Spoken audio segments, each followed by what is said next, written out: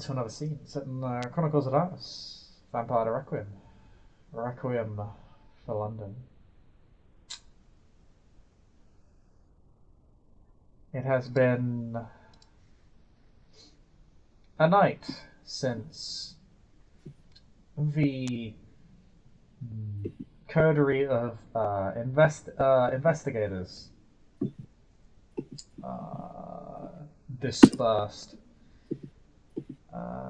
the St Rivers Cathedral after making an arrangement with one of their librarians, Briella Pagan. It has been one whole night, and as promised, Briella has contacted the kindred known as Helene, who, Yeah. at Briella's um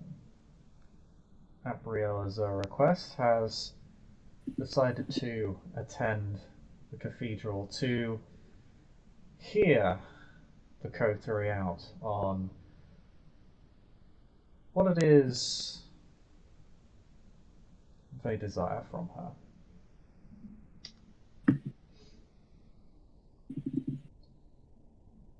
As the coterie reconverges on the cathedral, they see a familiar looking face awaiting outside. The face of Briella. I'll just give you a face claim and what you see.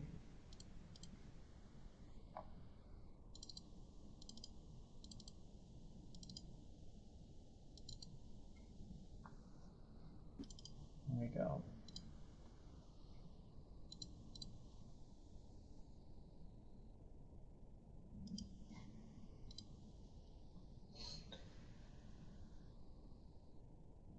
She looks at you all with half open eyes, steepled fingers, and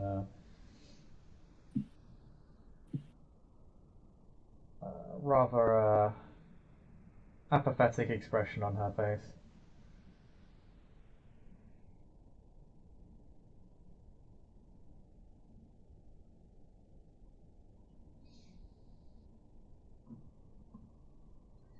I see the prodigal sons and daughters of the night return here.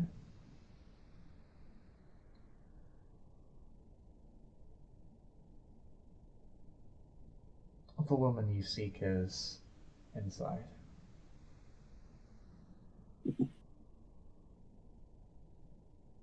Thank you for arranging this meeting. Thank you very much.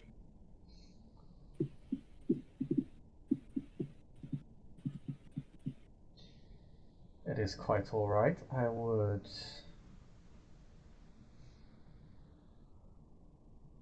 offer a word of advice. She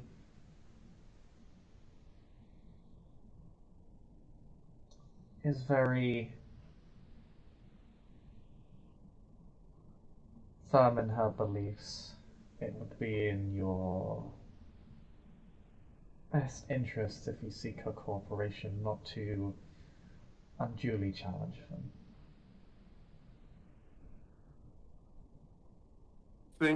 I'm just going to see if anyone is keeping an eye on this place.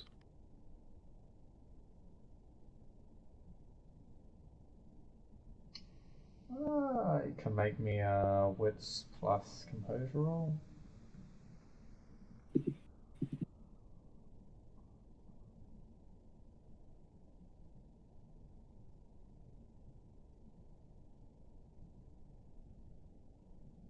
Is 7 successes with 7 dice. Oh, well done. Exceptional success. You are 110% certain that nobody is observing you or this conversation right now. Righto. Perfect.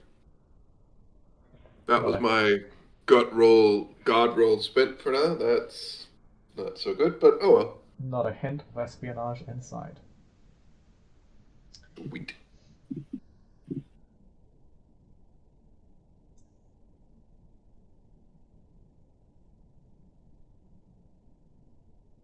Yes, the librarian will step to the side. She will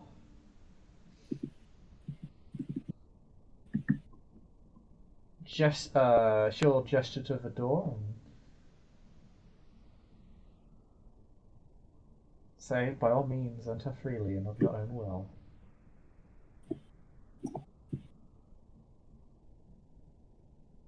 Chris, so like, if you know when you enter a church, I don't know how the Lancashire do this.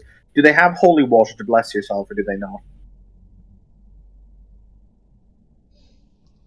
This is a cathedral, so yeah, they do. The sanctuary don't really make that much use of it, though. Balthazar will bless himself when he goes in. Figment will do the same. Phineas does it, but it's clear he's just doing it to be properly respectful. He doesn't actually care. Okay.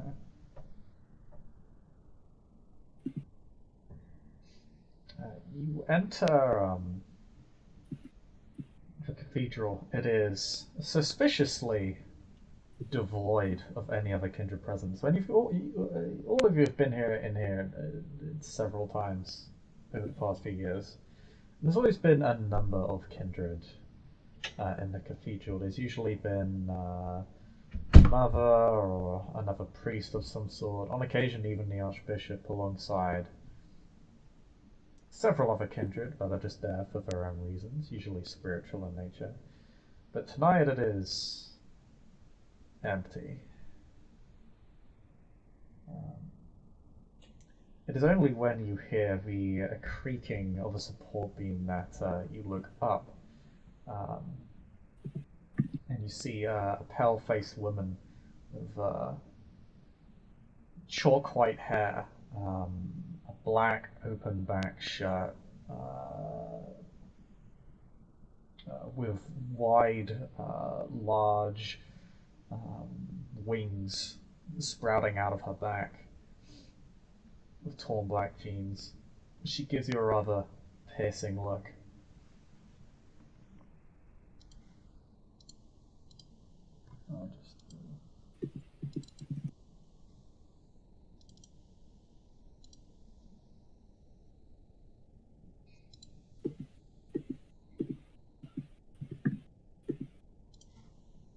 I think I'm a bit underdressed for this. Natalia just kind of just sits down at a pew somewhat off to the side. Just tries to get away from this, whatever this is.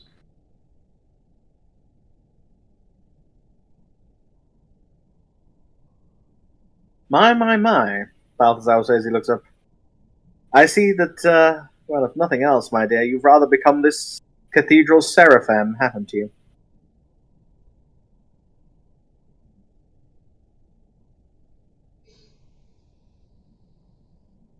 This place holds far greater guardians and terrors than myself. Are you the ones that called me here? Yes, we are. I'm Benjamin Smith of the Carthians. Phineas F. Goodwin of the Invictus. Balthazar Coldmorn, of the same.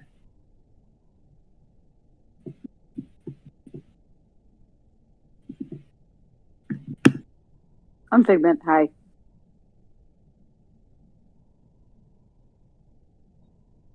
She gives Figment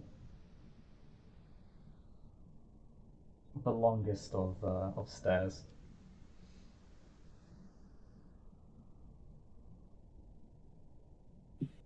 So, politicians and bureaucrats then. Looks around, points to self, and shakes head.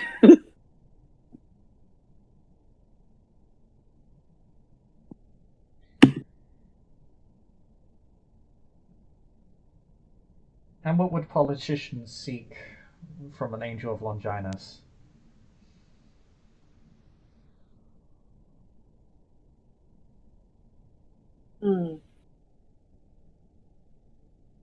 Chris, can I ask a question?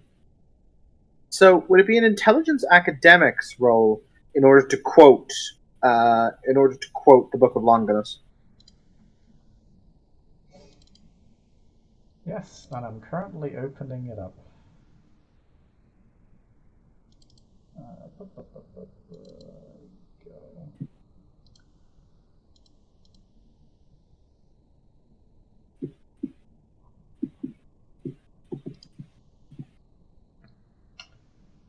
Yeah, it would be intelligence plus academics, funnily enough. That's wonderful. Considering it is... Oh, hang on, I need to just get a Balthazar sheet. Because basically I'm going to... my plan is, she wants to style herself as an angel of Longinus. That's cool. If we want her to do what we said, or if we wanted to help us, the best way to do it is probably quoting biblical scripture at her to defend our position, or make it so our position seems, in tandem with her faith. So, give me just a second. I need to check Balthazar's academic specialties, because I know he has at least one or two of them. No, neither of these would apply, unfortunately. So, I'd like to quote basically a passage from the Book of Longinus. He will say, as it says in passage 8:372, because the Church of Longinus is all about it's all about vengeance. It's not a nice faith, right?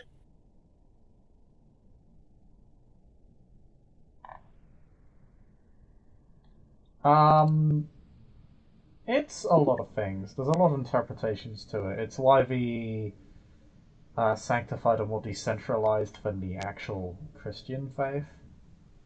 Mm-hmm. So there's several interpretations to it, but one of the more prominent interpretations is yes, that it is quite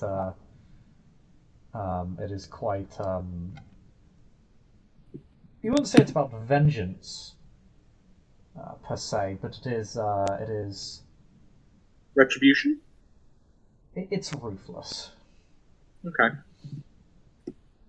So basically, he's going to say we need help to ostensively find an unclean murderer, basically using the Book of Longinus as his support text. So as it says, you must hunt down he whose hands drip with the blood of the innocent, or such. You know what I mean?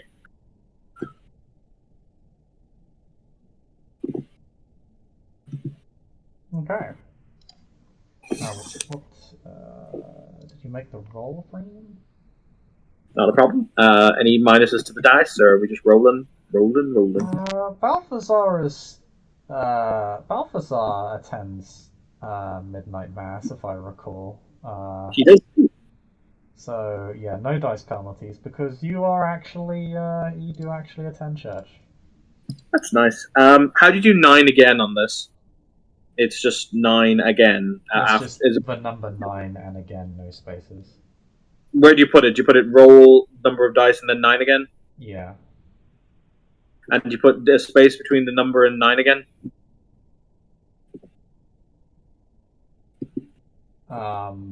Yes.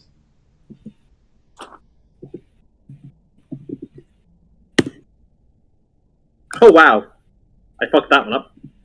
Oh no. As you can recall, several passages from the Testaments, but religious literature is a little bit meandering for your memory. And so you don't recall anything that would perhaps be super relevant to your case.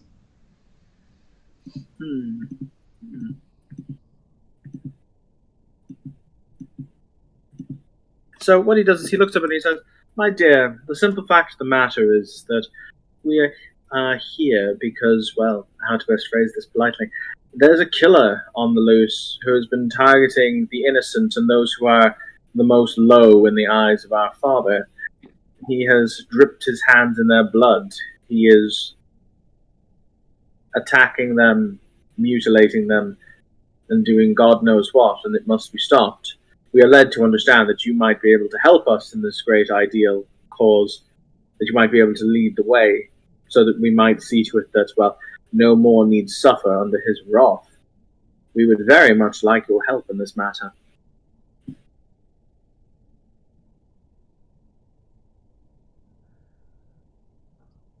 She takes a moment to gauge all of you. She sort of just shifts her gaze over the group for a second.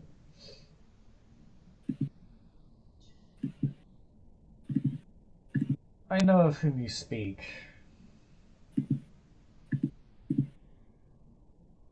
A pagan out in the woods. He believes he entreats with God's agents. He is mistaken.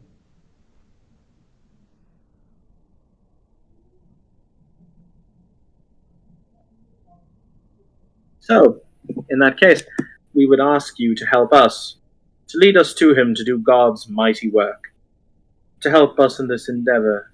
And Balthazar will smile very politely. I can make a persuasion check if you'd like.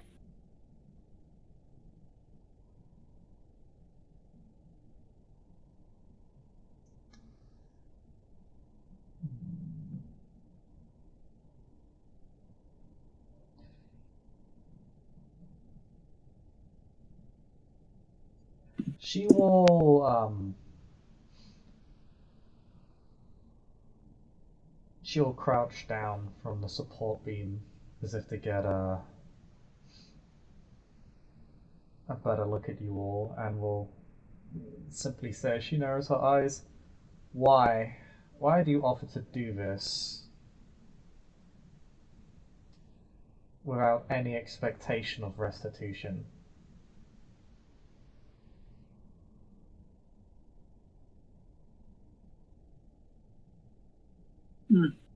It is not in the spirit of either the Carthians or the Invictus to offer to do something for free. Nobody deserves to get murdered in cold blood. That is untrue. Because, my dear, quite simply put, actually won't call him my dear, because quite simply put, at the end of the day, well, these individuals do not deserve to be used as chattel for some vile experiment or magical rite. They deserve better, and perhaps it is that we seek to have a good deed on our soul should we attempt or should we have the necessity to meet our Maker.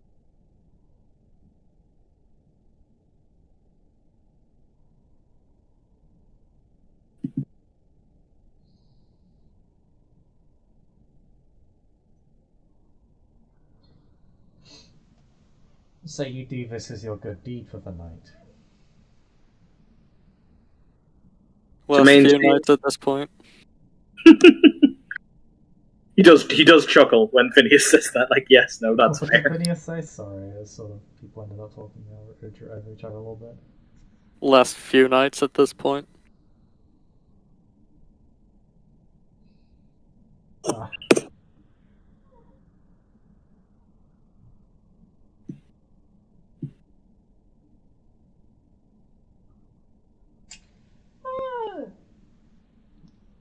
Balthasar, maybe Quite an persuasion possibly. check. Oh, sorry, Natalia? Say anything. Oh, can I have Ben say something to assist? Oh, sure, Just- yeah. Look, It wasn't Natalia, it was me, but it doesn't matter. Oh, sorry. I know I've done a lot of wrong in the past. I'm not a clean person, but I don't know. I don't like watching the downtrodden get beaten worse, and hopefully I can do something to make the domain as a whole a better place, even if it's something very small. It's an honest statement. I'll give Coldmorn a +1 dice for that. Awesome.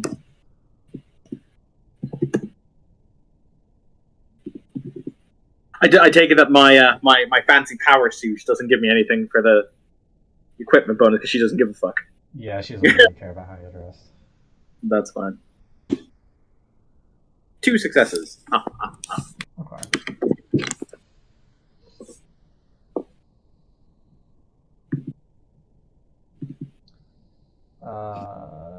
The way in which she has expressed herself to you has indicated a great degree of mistrust. You're not immediately sure of why.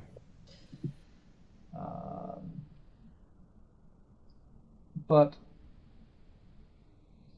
she does seem to give your appeal considerable weight when you make your stance known to her.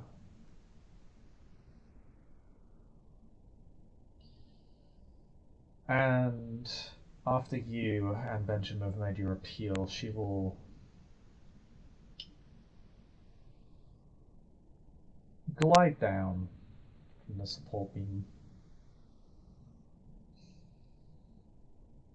Very elegantly. It's almost like she's hovering down.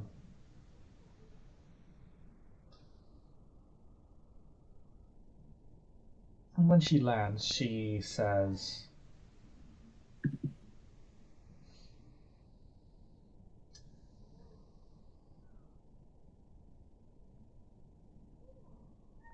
"The pagan is met by strange corpses in the night. I'm not sure from where they come.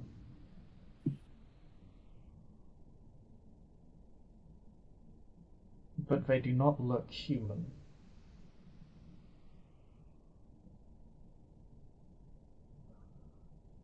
They are like the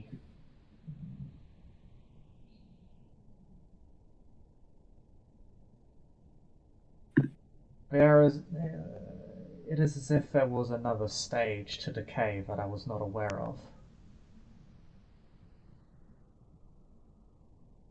It is like watching a mangled corpse mangle itself further.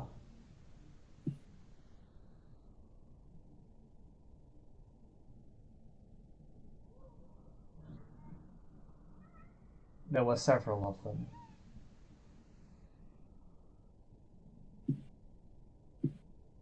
I could not perceive them until they revealed themselves.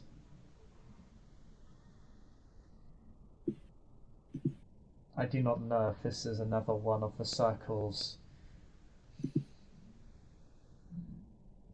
base magics or something else.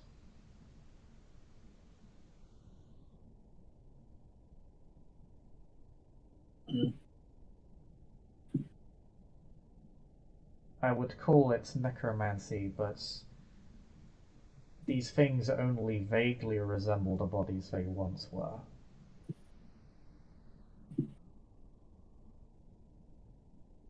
If they were ever human at all. And they are not kindred.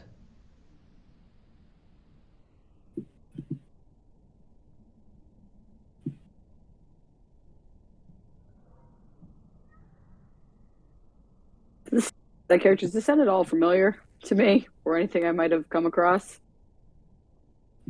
I can roll intelligence call. Heck yeah.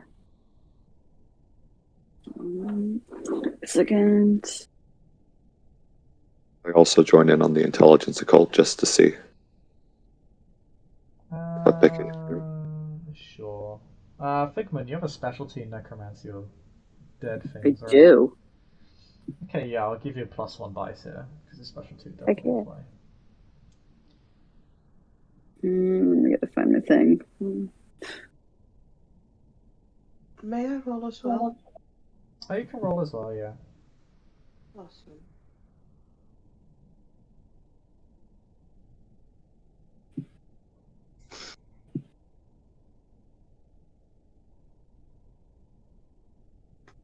Oh, well. Ben got 3 successes.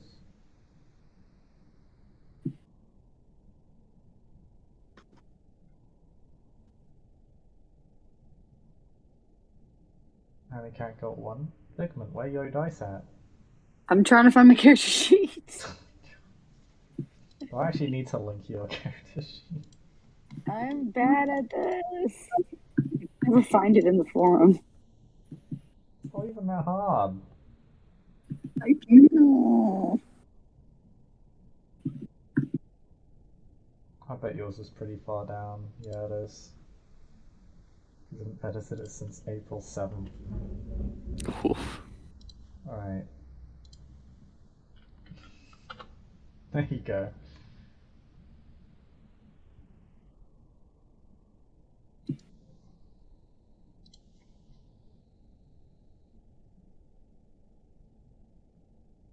Yeah, your occult is in, your specialty's in ghosts, but I'll still give it to you, it's close enough.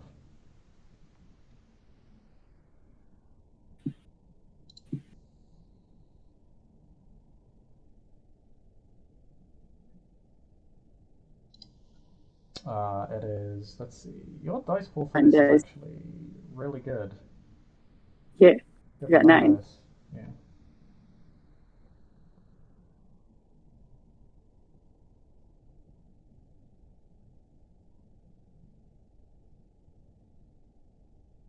One success. One success. Okay. So I'll start with Ben first because he would have the least knowledge on the subject matter.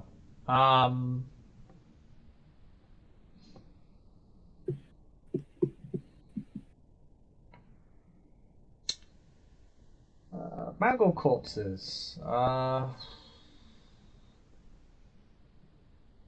With, or at least with what's been described to you as having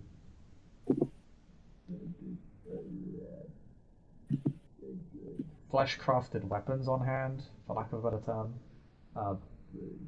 Attached weapons. It's a bit difficult to pinpoint. It could be a number of things. Could be some sort of necromantic spell. Certainly wouldn't be out of the question. Could be some devotion. You actually know there are a few devotions that can do this, but it would be unusual for a kindred to possess them. Such devotions are only in the hands of relatively potent elders.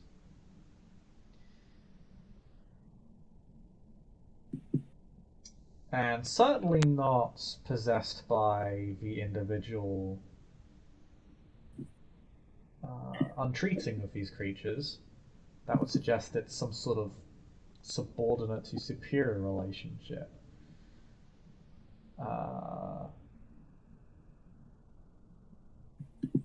And these aren't kindred, so you'd reckon some sort of other supernatural force. Maybe a possession of some kind that warps the body. It's your closest guess. It's probably the most likely, in all fairness. It's either some form of advanced necromancy, the work of an elder, or a spirit. Alley Cat, you have a similar suspicion to Benjamin. I'm actually going to give you additional info because you know things, so I'm just going to type it to you.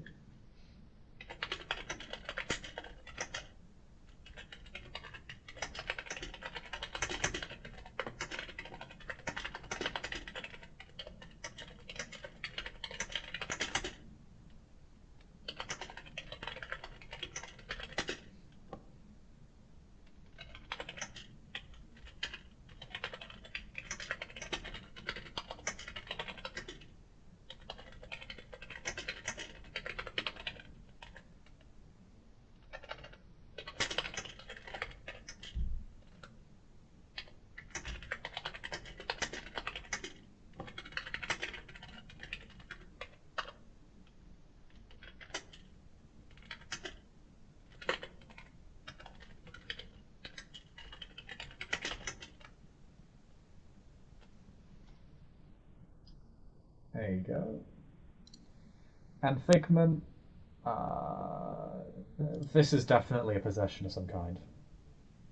You don't think by ghosts. Interesting.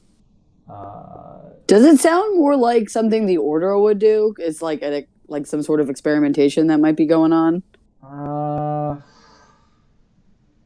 It would be a wild coincidence for the Order to create a monstrosity like this, and it just so ends up happening. It just so ends up being worshipped by some guy.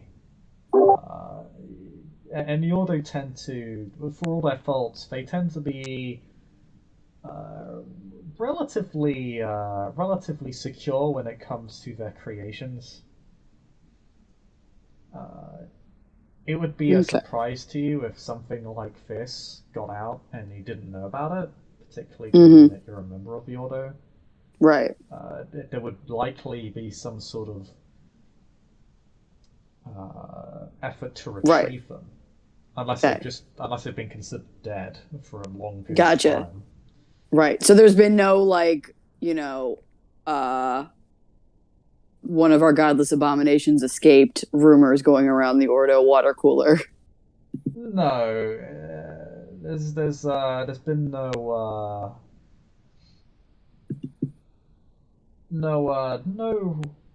reports because the Order are far too professional to panic. There've been no reports of any missing experiments, no lost Frankensteins that have happened to leap out of a pram. So you think this is something else. You don't think it's a ghost. You think it's a spirit. Sometimes spirits can warp the bodies of those they possess. Balthazar will raise a single finger. This is also for Evan to clarify. The forest in question. It's not Epping Forest, is it?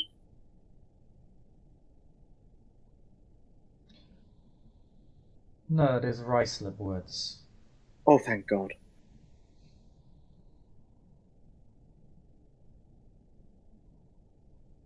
Hartwell went into Epping Forest once and swore never again. Yeah, it's a pretty unfriendly place, if you're not an acolyte. Very well then. Yeah, I think that's all the information I have to give for Figment. So you think it's a spirit that's warped the body of whoever it's possessed. The fact that it's or the relatively firm suspicion that it's a possession, and the fact that it's warped their body implies that they've been within the body for some time. What's concerning to you is that normally spirits possess the living, not the dead. Right.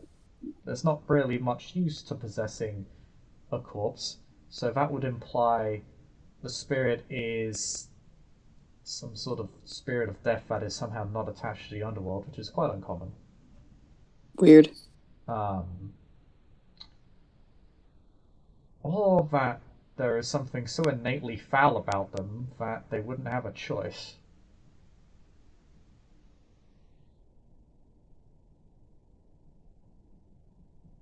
Balthazar will very casually turn to look at Figment and he'll say, "The question, if I rend its head off, will it die?"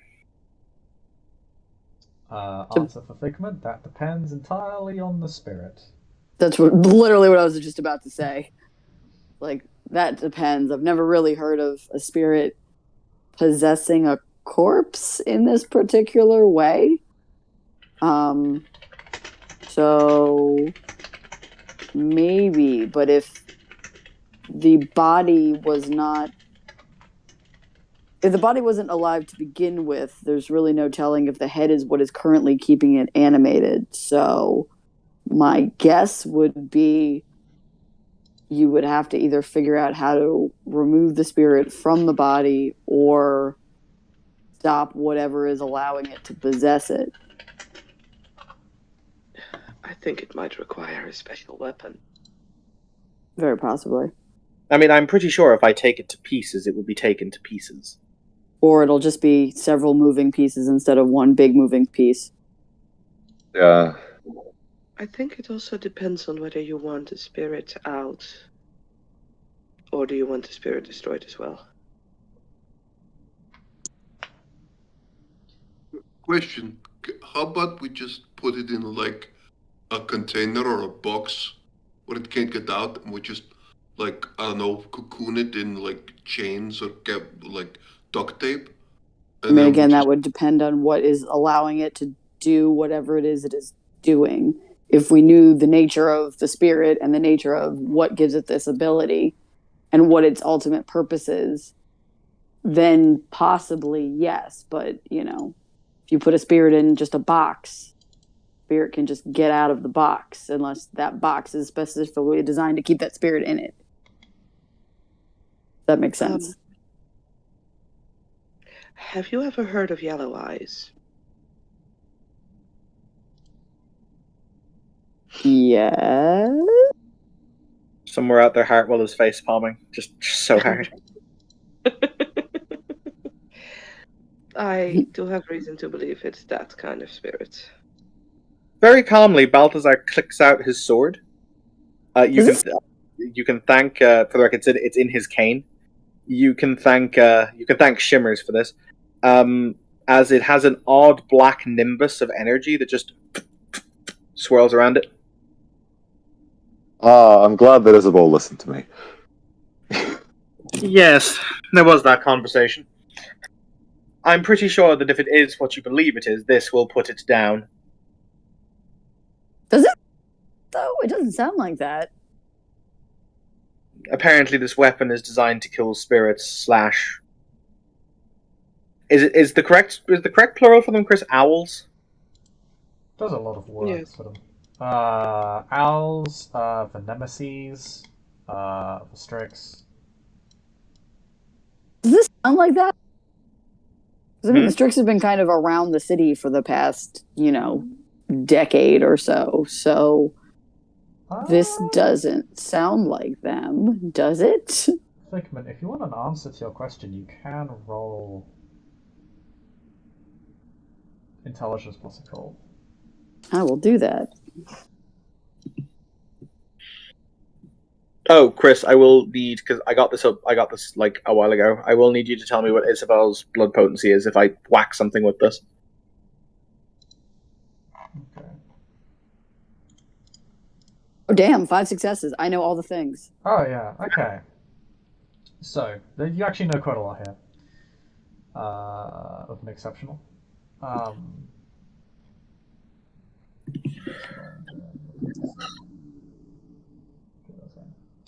Okay, so, first off, what you get from a regular success. There is the myth that those possessed, be they mortal, kindred, or corpse,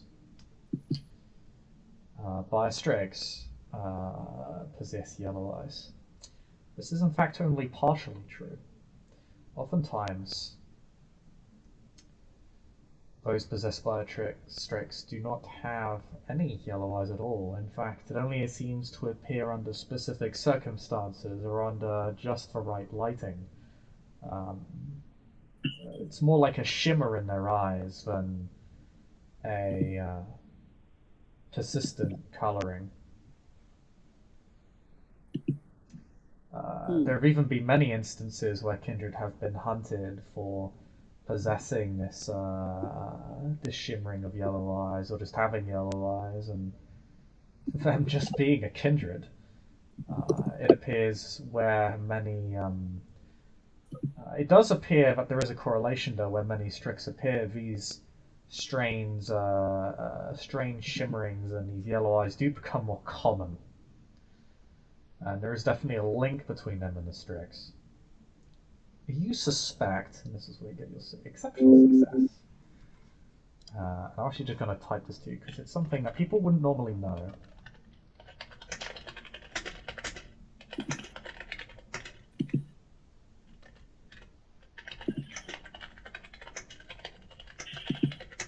You're bringing back the Strix, Chris, and now I miss Hartwell.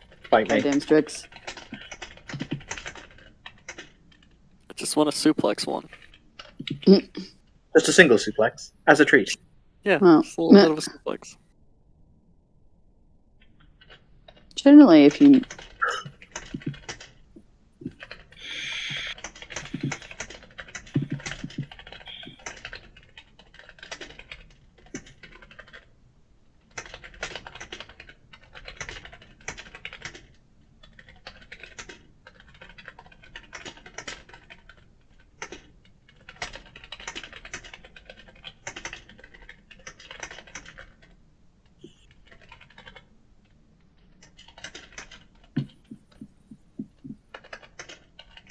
Oh fuck! Obviously Balthazar doesn't know this, but Evan just put something together in his head. Nope, this makes perfect sense. Yep. Because bear in mind, the problem with the Revenant started because of the Strix. Yep. Well, that's unfortunate. Well. Oh. Manipulate.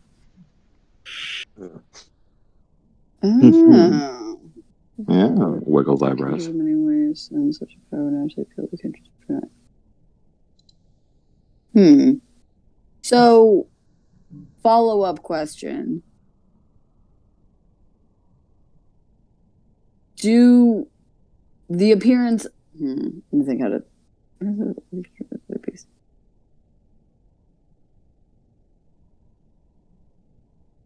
Can they manipulate other things? Like, because what they're describing is essentially like Frankenstein zombie monsters.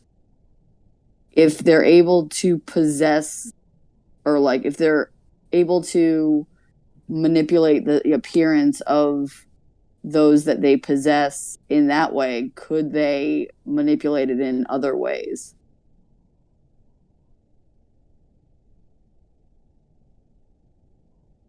It's possible. To what extent, you're not sure. Unsurprisingly, there's very little research available on that particular subject matter for both practical and security purposes. Gotcha. So Figment will kind of, when you bring up the straight, she first has that like look of like, no, wait, maybe.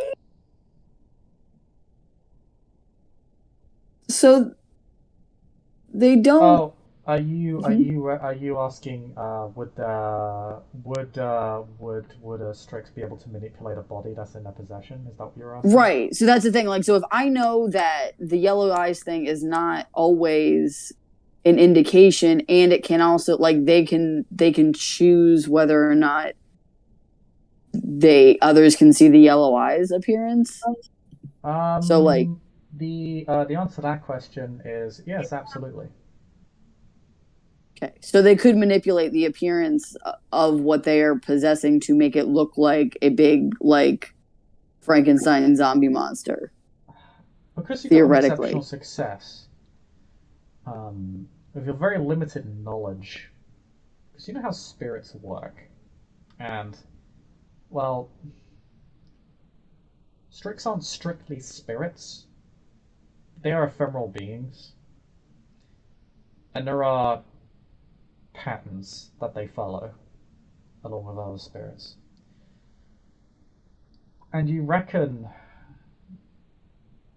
that such a thing just occurs over time. You don't think it's a choice that they make. You think it's just natural, almost, in a twisted way. Mm-hmm. That the body the eyes itself to conform to the nature of whatever has possessed it. This is actually a common theme amongst most spirits. You have no reason to believe that the Strix are any different. So this could be an indication of like a longer term possession versus just using the body for something in the short term and then leaving it. Again, with your limited knowledge, the one difference is that while the possession of a human being by a spirit takes some degree of time normally, it's not quick. It can be, but not often. There's a process to it, to put it in auto terms. With a Strix, not only is the process often much faster and more violent, but so is the decomposition. Hmm. Yeah, so this does sound like it. It does add up. Okay. So yeah, so like at first she gets the like, no, there's no, wait. Huh. So interesting point. This is all in character. Interesting point about the yellow eyes thing. The yellow eyes is not always necessarily an indication because I believe they can kind of manipulate that. Also, when they possess a body, depending on the nature of that particular body, they can theoretically, there's not a ton of research on this, but theoretically they can manipulate other aspects of that body. Also, depending on how long they're possessing it for, they could also, the body would warp and change. That happens with most possessions over certain periods of time. So yeah, you might be right.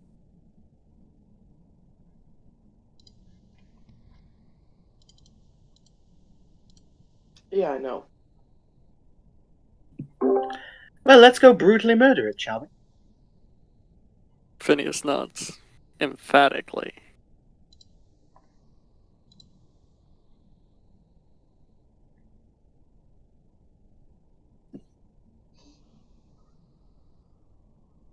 I will also nod.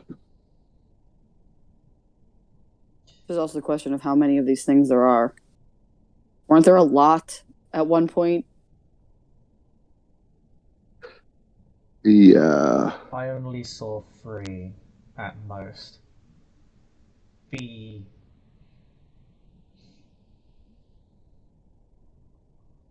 monster that worships them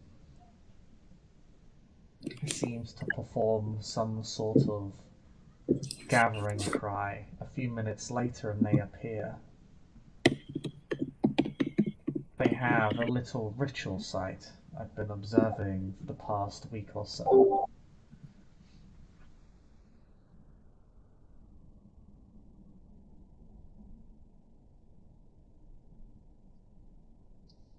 We can go there. They will likely be there. They leave the site only to feed and hunt. He has been putting up wooden stakes recently. I believe it is part of some sort of rite or sacrifice, but I'm not sure.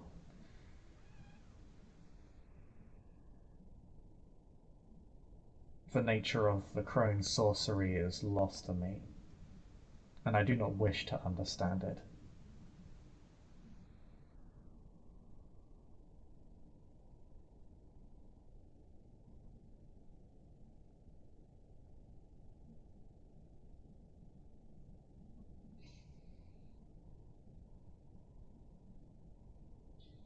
But if you wish to see justice done, then let us go.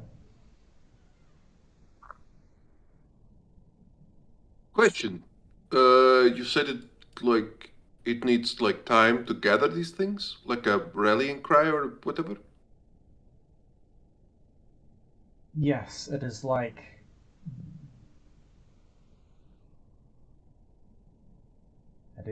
our own capacity to speak to beasts for our own. Ah, To cry out and okay, have them okay. gather, but twisted into some sort of.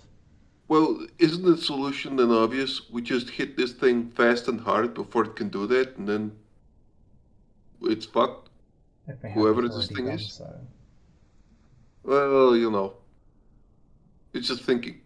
Like maybe we scout out the place, see if we can find it without whatever they are around it, and then we hit it very fast and very hard, and then that's it. Like I'm just asking.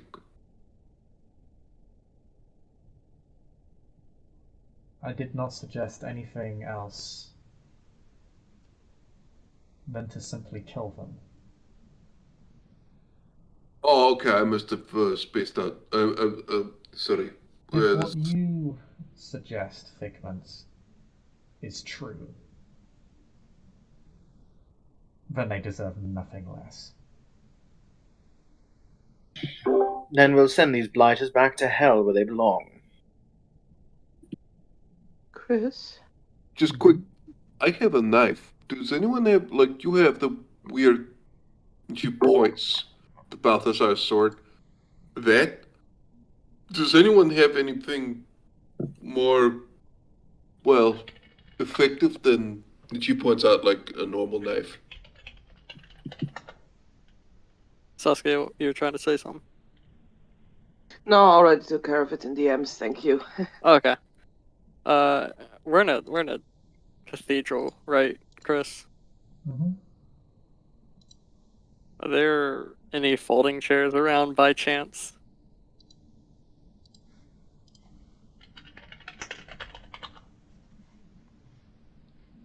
Let me roll a chance die for you. Low there are none, high there are definitely some. You got a 10. Yes, they're all the folding chairs. Excellent. Phineas will look at all the chairs, and he'll look at the Seraphim. Do you care if I take a chair or two? She just raises an eyebrow at you, somewhat confused. She doesn't really seem to understand. I'm a Particularly pro when you wrestler. sort of point to a chair that is much smaller than yourself. I'm a pro wrestler by trade. One of the common trademark weapons is a folding chair, such as this. Jesus fucking Christ. She looks even more confused. Natalia just face palms. I'm going to take this chair, and I'm going to beat them upside the head with it. If you allow. Is this guy serious? Yes, he is. That's 100%. an amazing idea. Like, absolutely 100% amazing. I didn't take a weaponry spec and chair shots for nothing.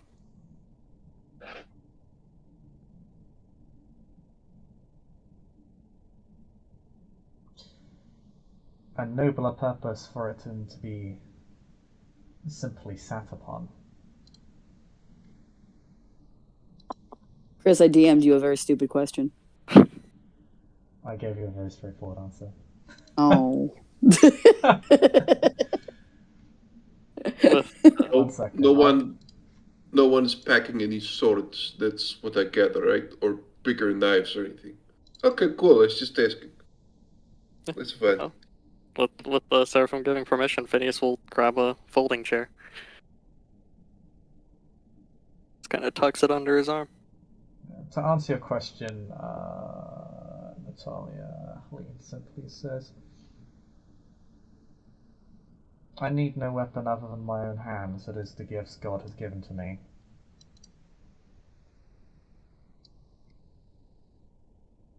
I was more asking if I were to be a help with more than a knife, but you know what? It's fine. It's cool. I'll keep lookout and make sure that everything goes great. It's fine. The silence meant that we are all basically doing the same as you do. Fighting with whatever the fuck we have. So can we get a move on now? Yeah, let's go. Let's go. Jesus.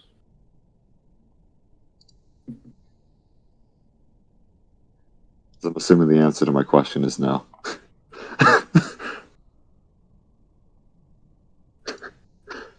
Oh.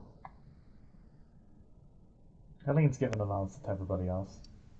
So no, I meant my question to you. If Ben was able to, if Ben could get a hold of a gun for this. If he can't, that's fine. He has a shank. Right now? Like beforehand, I don't know. It's fine if I can't. I was just asking because I A little forgot to bit ask. short notice. Fair enough. Oh, fair enough. I have a knife. Ben has a knife, so that's fine. Alright, let's do this.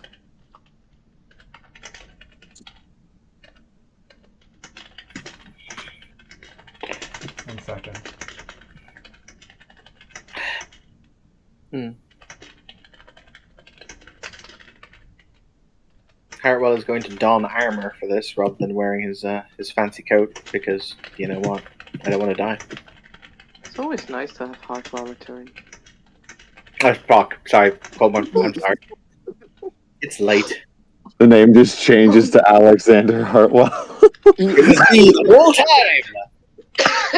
We have Strix incoming. Hey, Hartwell. To be fair, like it'd be great if Hartwell could be here for the Strix. It was almost like he was tailor built to fight them or something.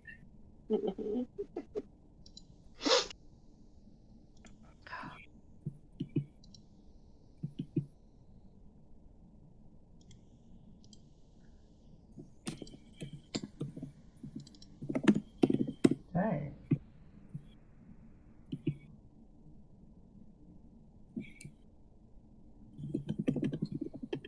So, Helene will begin to take her exit. She doesn't walk up the front. She flies out of a window. I wonder, does anyone ever contemplate the masquerade, or is it just me? Oh, we need to have a conversation about that later. Oh, God. Oh, dear. Well, we have a long drive ahead of us. Why are you having an aneurysm? You know, you might as well throw it at them now. Well, remember how you had a nice little scuffle with CTC? Who? I won. Right. Counterterrorism Command. To make a much longer story short, there is a division inside the CTC called the ECTC. Long story short, they are made to deal with us and other creatures of the night. They are very aware of your presence, Balthazar, your presence, Figment, and your presence, Phineas. Wait, what? What did I do? I don't know. What did you do? I mean, nothing. Like, I mean, I write a column about local history in the paper, but I think You're all she over. looks very like They're internal documents. Just letting you know. I mean, your name pops up a lot, and then on like problematic people. So why am I a problem? I don't want to be a problem. well, you're going to get killed. So What? Yeah. Why?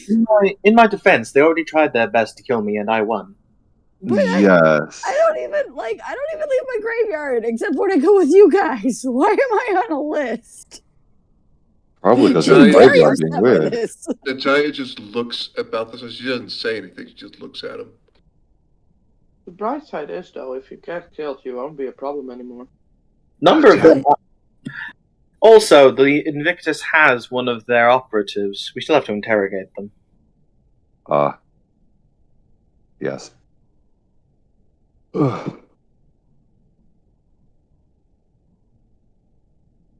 Yes, they are They're very like- aware of a lot of kindred They're outside like of the three chasing of us. me? Do they? Well, not chasing you, more just aware of your existence and plotting our demise. But why? Collectively. I'm lovely.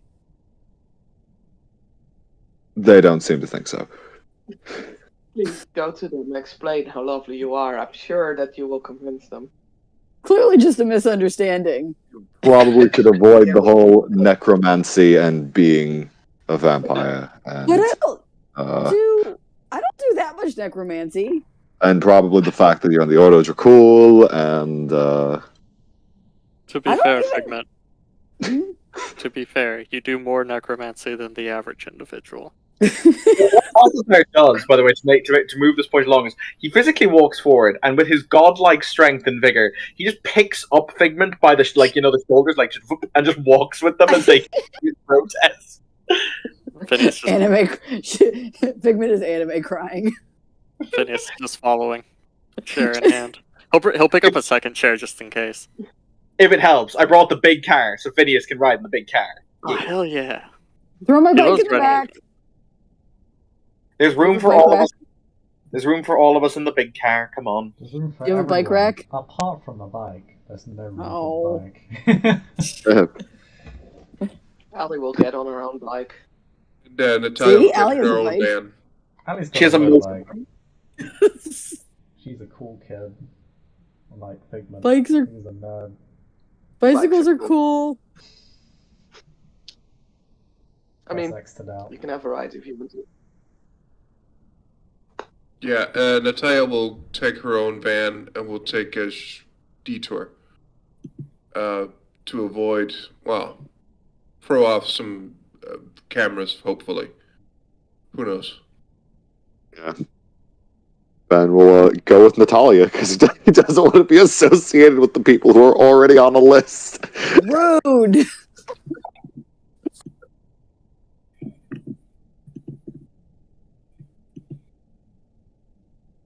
Pet bonding. Should have stayed in the basement.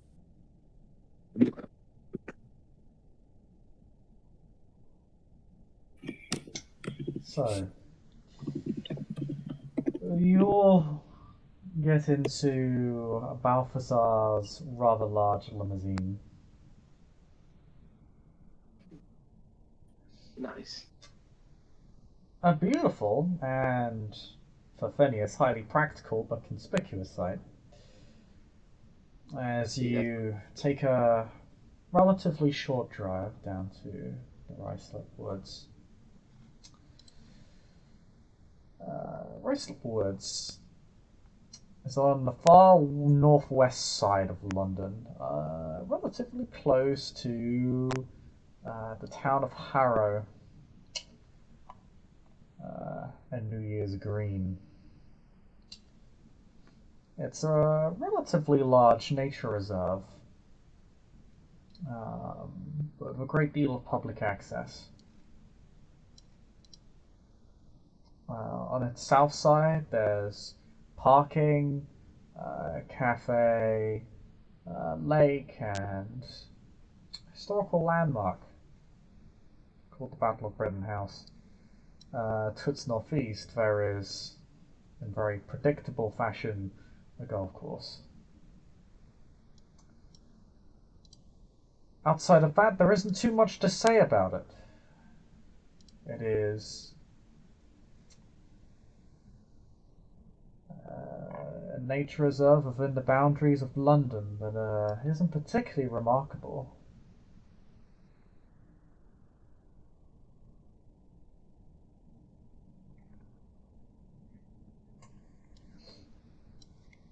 The car park, close to the entrance of the forest, there is the familiar face of Helene.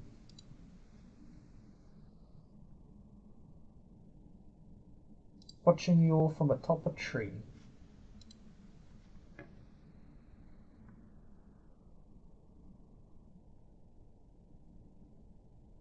You can see as she looks at you, she tugs and rubs a necklace which contains a sanctified crucifix.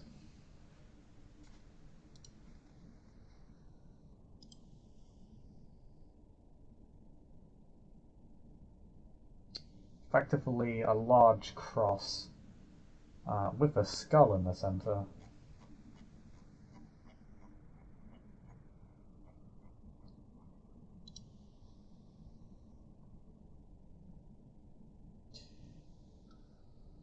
She will glide down to you and say, "You are late. I have already heard the cry." Apologies, the traffic in Hackney was terrible. Mm-hmm. I have no idea who drove through Hackney, but I'm inserting a place in London. I don't even know. Let's say, for the sake of argument, that this is now that Ben and Natalia is joining them, coming from another direction, trying to throw off cameras and stuff. For the record, Evan, Hackney is to the east of Camden. You wouldn't have driven through it. Well, where would we have driven through that has shit traffic? You hack fraud. That's probably why we're late. Is because we went the wrong direction. Ended up in the wrong part of You town. probably drove to Hackney. I feel like that's a very We're trying to throw off the people that are tracing us. It's wonderfully ineffective. London is like the most cameraed city in the world, I believe, is the statistic. It's one of the most. Very useful. Anyway, as Helene said, I've already heard the cry. We should move now. I've caught the scent of other kindred. The pagan is not alone. From which direction did the cry come? So just point vaguely in the direction of the forest. Phineas starts going that way with chairs under his arm. Question, like legit question: how big is Phineas? Like physically his speaking. size rating? Yeah, like conceptually speaking, like what does that mean? Okay, so what's your size rating, Phineas? And I can actually give Evan an answer here. Currently 9. Okay, so he's 1 second. Fix that.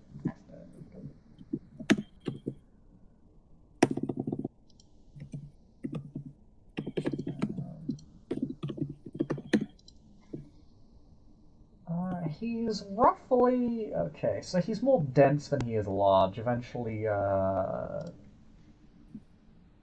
the Marcellarius reach a point where they stop growing in size and they just begin to grow in density as opposed to size.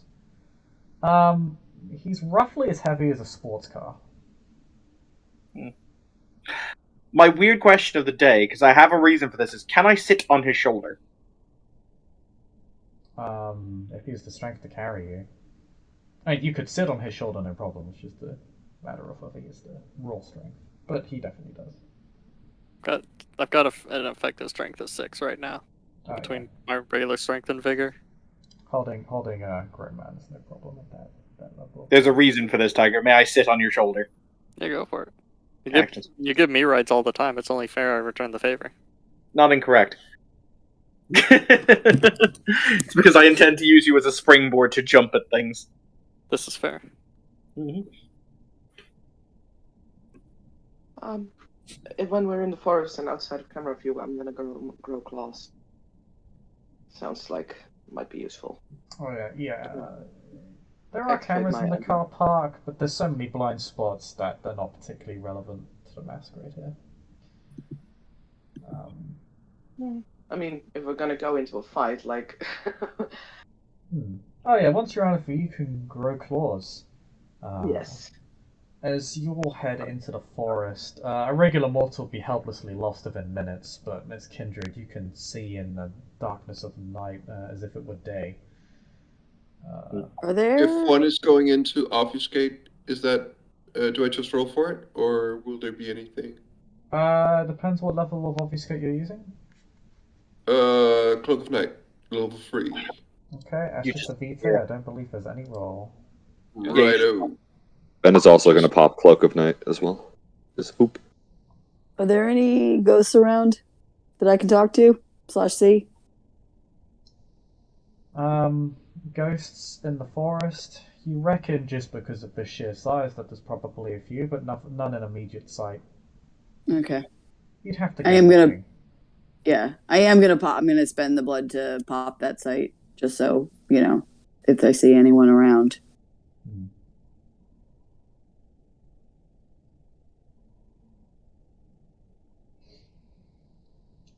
Okay then. So, some of you disappear from view, becoming completely invisible. Balthazar and Phineas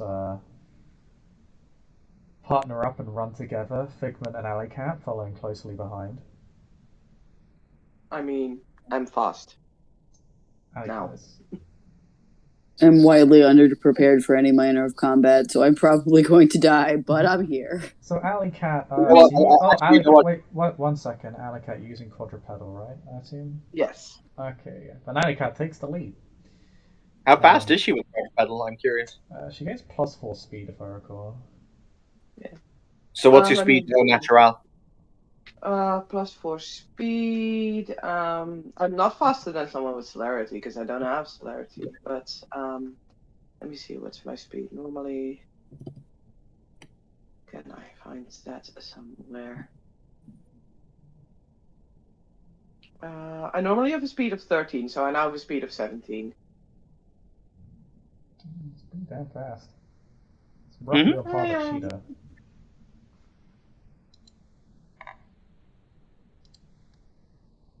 Oh.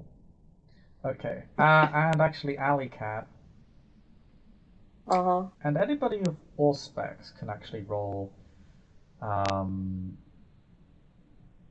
their wits plus wits plus composure plus wits plus survival plus blood potency. Oof.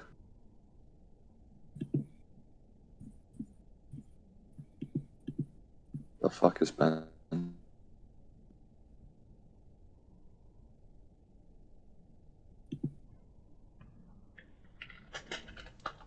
2. 4. Okay. Wait, didn't I? Oh. Does this have to do with hear heartbeats and or smell Yep. or see blood? Yep. Oh, then I have 2 more dice because feral senses.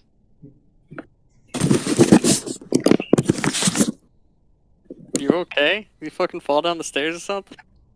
Oh, was that loud? My apologies. Yeah. That's pretty loud. Evan dies live on Vampire the Requiem for London. It was the bed.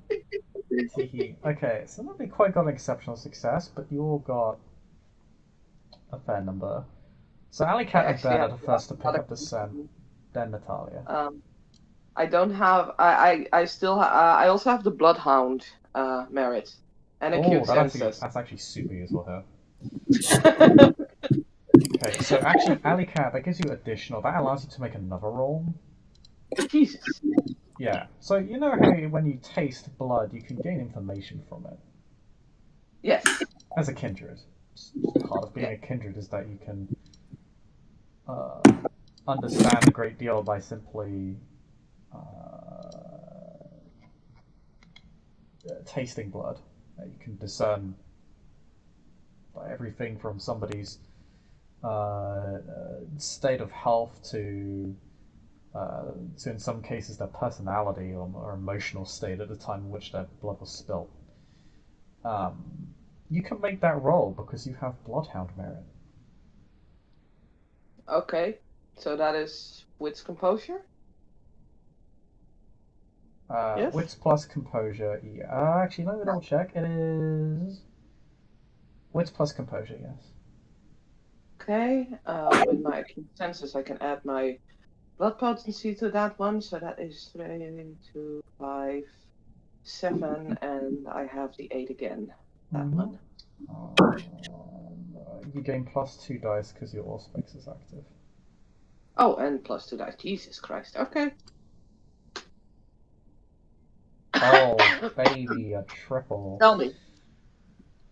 Okay, Tell me all. Success. I can discern that it deals any convertibles from infections. Jesus, that's a good roll. Okay. I want to list that roll up. I want to hang that one up on the wall. So, the blood is vitae, or no, it's blood from a kindred. There are trace elements of vitae within the blood. The blood is not vitae itself, but it is the blood of a kindred. It tastes. Sorry, it doesn't taste. It smells indistinct though. There is no clan. You suspect a revenant. The blood smells thin.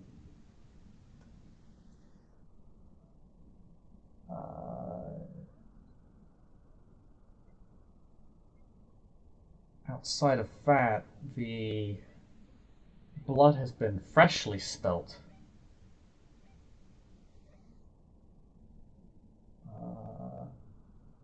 And more is being spilt.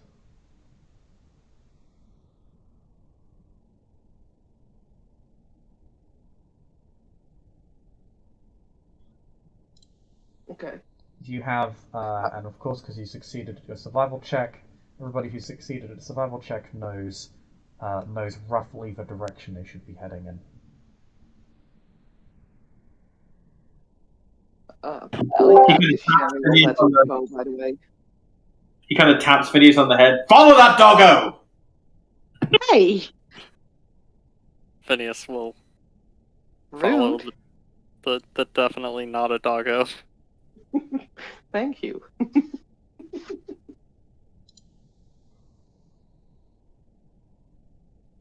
But yeah, no, Ellie will take the lead, I guess. I don't know. Does the meep meep and goes off? Meep meep.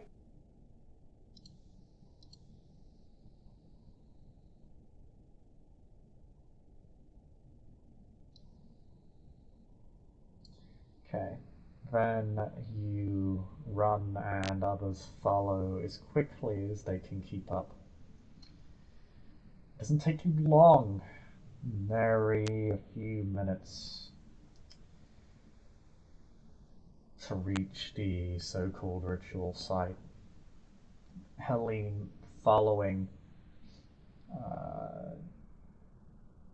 flying from branch to branch, tree to tree, hovering from point to point. And you find yourselves in, it's not really a clearing. The area has been cleared roughly, but there's still trees everywhere. Just less foliage. What you see amidst the trees is a rather horrific looking sight.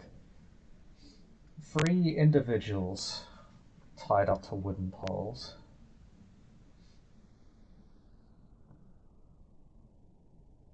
Being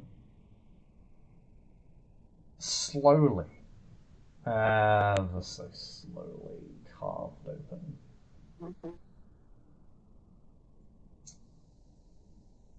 by 3 feral-looking corpses, but they only vaguely resemble corpses. The head resembles like an sort of a chimerical fusion of bird and mortal. The hands have warped into talons and claws. And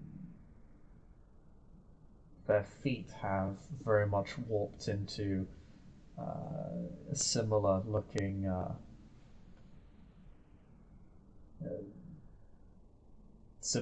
atrocity. Do they have a Talons beast? bursting out of the shoes these bodies were presumably buried in. Do they have a beast or do they not, Chris? Oh, there's definitely a beast. The 3 individuals that are tied up. I will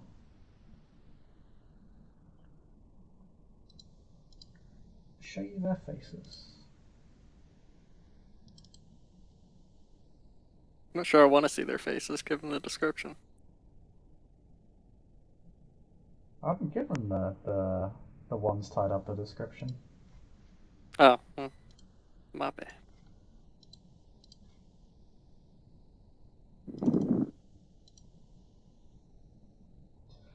They are staked, motionless, although each one of their faces are locked in a state of horror or shock or trauma.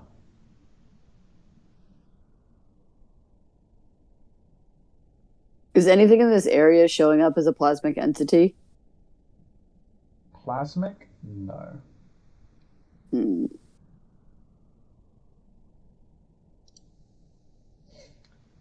Amidst them stands, or amidst the corpses stands this figure. He's the only one that seems to be speaking. He actually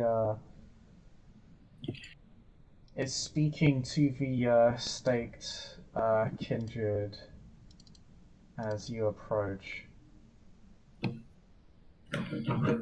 As he says, "Do not worry. Soon you'll have nothing to worry about at all."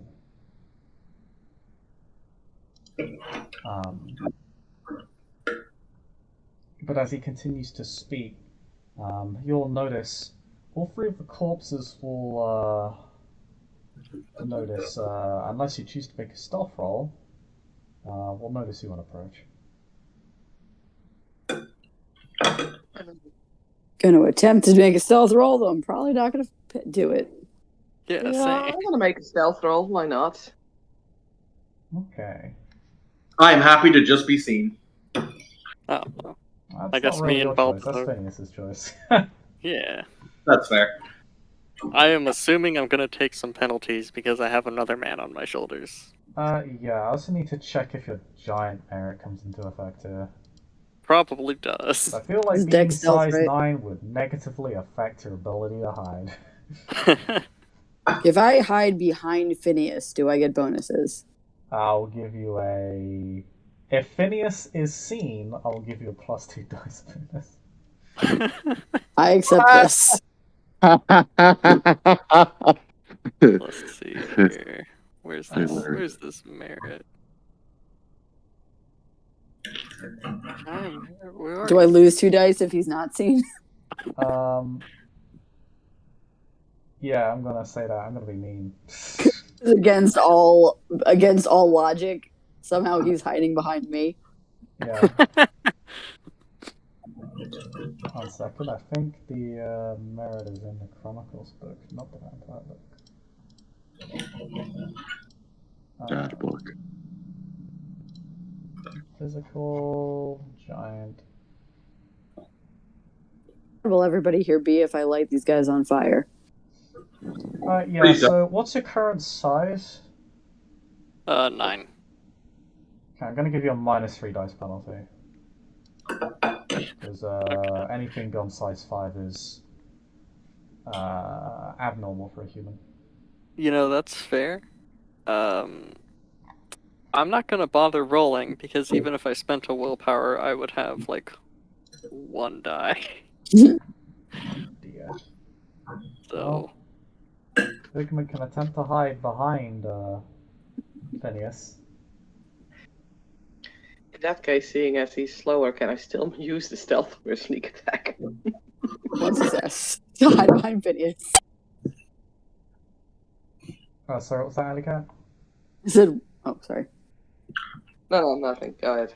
Okay.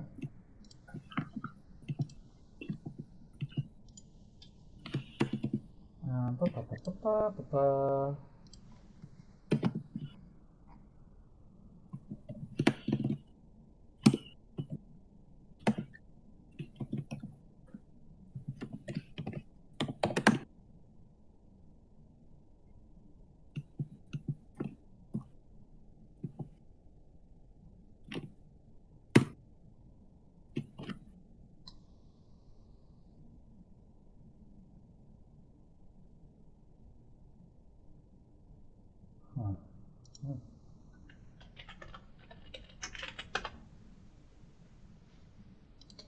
What successes do people get?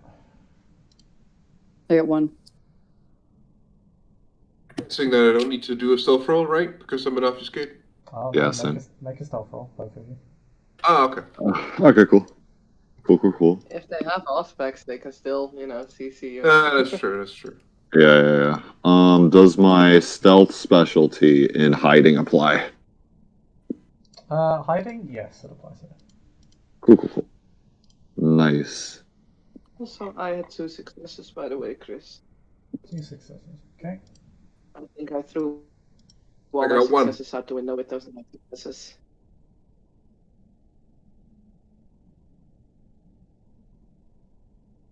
tested, right? Technically.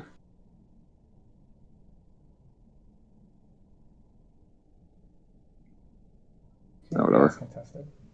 Okay, cool. 2 successes.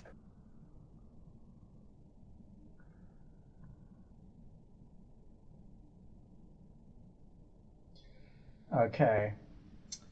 Then all of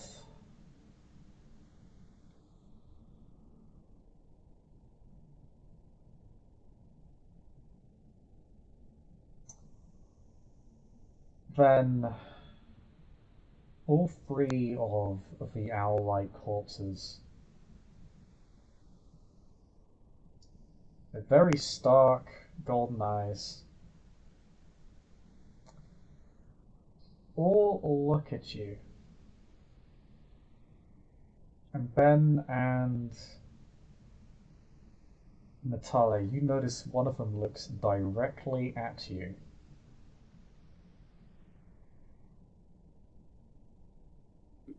Natalia flips at the board.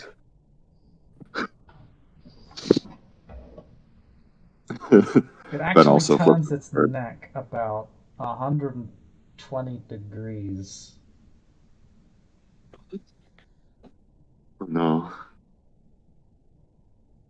Yeah, Natalia is gonna. Yeah, she's gonna get ready to get to make a defensive action, but she's not gonna advance. Hello! Balthazar will shout, giving 0 fucks. I am a large man with a smaller man on my shoulders. We achieved this! I was gonna say, we're just gonna attack, right? No negotiation. Out of character, we Invictus may have decided independently of each other to just be a loud distracting so other people can get into, like, Position. positions. Yeah. Oh. That is fair. Can we run behind them? You can attempt to do so. One of the owl-like corpses says, "You claimed you would not be followed, Colton." Another says, "These are uninvited guests." The third one says, "Not for ones we were promised." We're often disappointments. Colton, that's the name, is it? Alright. Pleasure to make your acquaintance.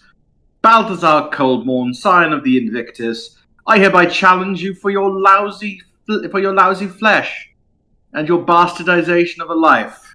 Come and die, coward.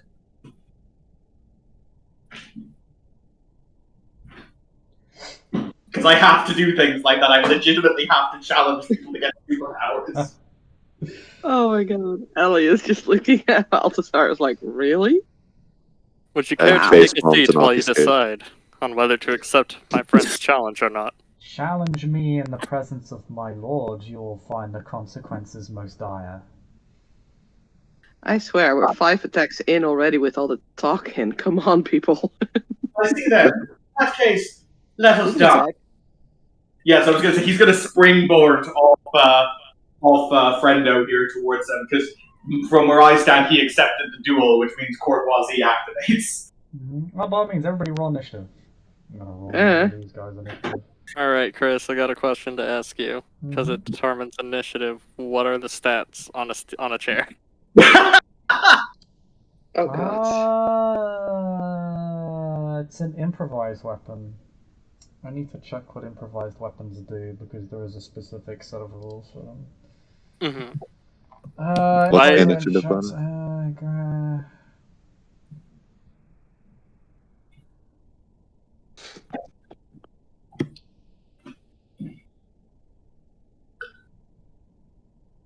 What is it? Is it roll ini or what is the roll for that? it's 1d10 with a modifier of dexterity, but also composure. If you're using weapons, keep There in is mind. like a roll ini command. It's just roll 1 and then just add it manually. Oh, okay. Just 10s don't double. all right. Keep in mind if you're using a weapon, the initiative penalty applies. What is the You've given it to me before, but I don't know. What is the initiative penalty on a rapier? Initial penalty on a rapier is -2. On a chair, it's an improvised weapon. Its size is gonna be 3. It's -1, right? And its durability is. Oh, it's a metal chair, so it actually does +2 damage. Nice. And what's the dex penalty on it? Or the initiative penalty, Initiative rather? penalty is -3. Okay. The rules for improvised weapons are that the initiative penalty is equal to their size. Okay, cool. Thank you. What did you add up again? I'm sorry, it's been a while since we've done combat in Requiem. It's wits and dex? It's dex plus composure. Dex plus composure, sorry. That's the modifier for the roll. And then just put it in out of character voice chat responses what their initiative is. And then knife is -1. size 1. Yeah, so it's size 1, right. Ooh.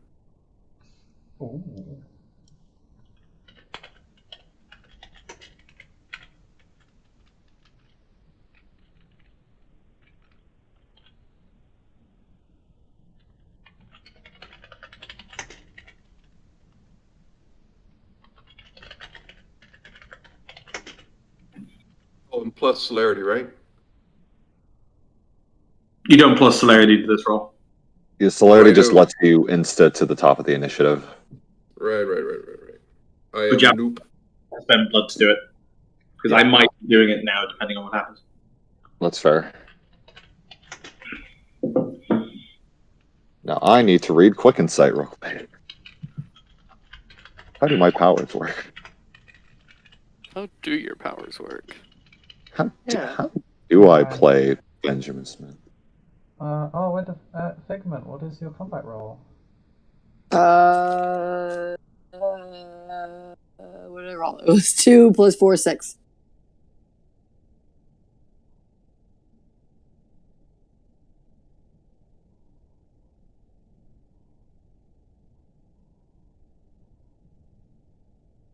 Yes.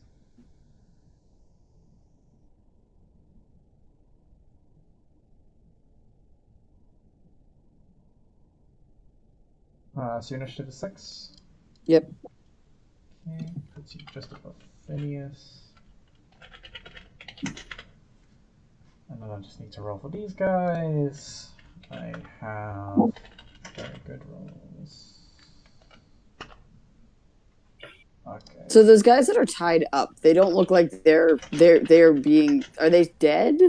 Or are they alive? They're staked. You think they're alive. You think they're witnessing what's going on. Okay. Like on purpose or by accident? Or by kidnapping? Well, when a kindred is staked, they're still aware of what's happening to them. They can still feel pain. Right. They can still see if their eyes are open, and they can certainly hear and smell things. And they grow Gotcha. hungrier every night. It's just that they can't move. They're just physically paralyzed. Oh, nice.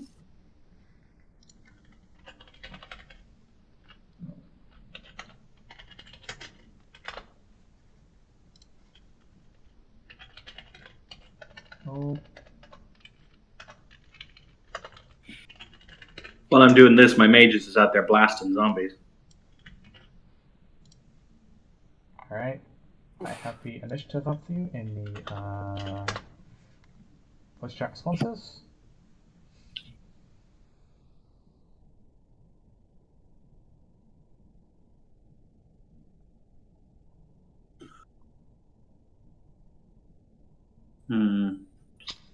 So,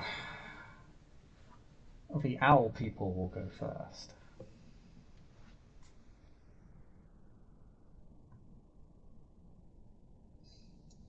The first one, in a torn up, mouldering suit, and shoes busted from front to back due to the creature's oversized talons.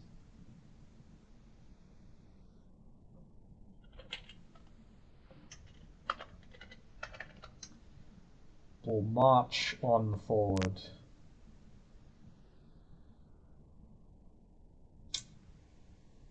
Towards Phineas. By extension, Balthazar.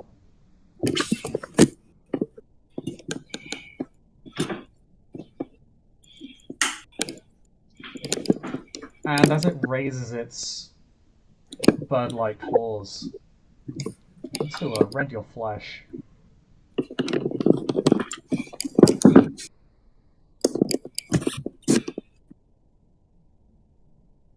it will simply say, "You are too complete. Better you all fall, and we be done with this torrid affair."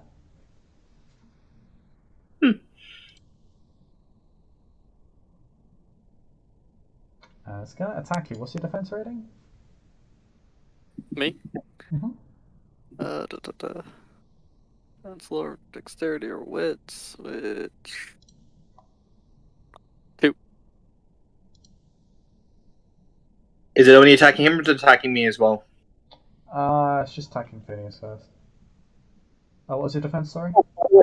It probably won't make a difference to it, but when it comes into range of me, because I'm still sitting on Phineas's shoulder, I have established the duel because he has agreed. When your character is trained to fend off other opponents, any other character coming within hand-to-hand combat range suffers 1 level of lethal damage from your character's defensive strikes. Add her weapon to her, so the creature takes 1 true lethal damage from me. I'll allow it. It doesn't. Oh yeah, it does true lethal because of because your weapon has been enchanted. Yep. It can probably soak it. It's just a little thing, you know. Yeah. What was your defense? Sorry, Phineas. 2. 2. Okay. Roll attack dice.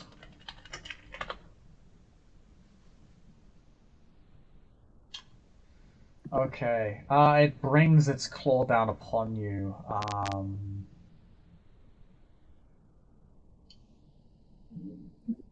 Just tearing open your flesh haphazardly, rather casually. You take 8 points of true lethal damage. Whew.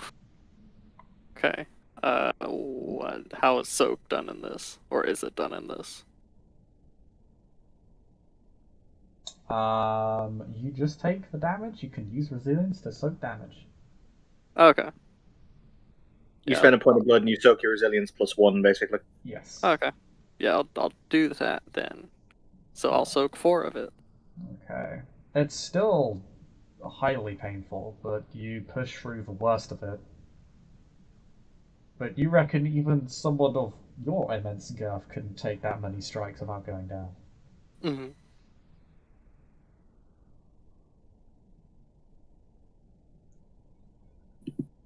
Next up, one will walk up to Alley Cat.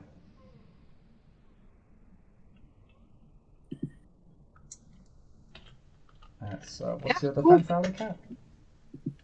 On my sheet it says 3, so I presume it's 3. I don't know how you calculate it. Your defense is 3, sorry? Oh, so it's the lower of your dex or wits plus your celerity. Oh, yeah, no, it's 3. Yeah, it matches. Okay. Oh, and we add athletics to it now, Chris. Oh, yes, you add athletics now. My bad. Okay. Oh, that makes it 5. Oh, that's much better. Thank you. That would have made mine 5 as well. I don't know if that matters or not. You'll take 3 damage instead of 4. Okay, cool.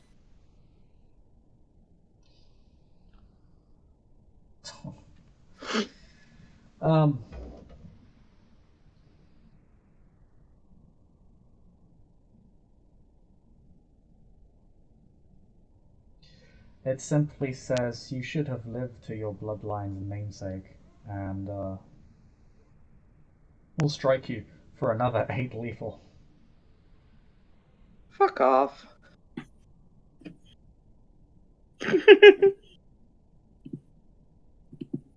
So it resilience takes away from it, right?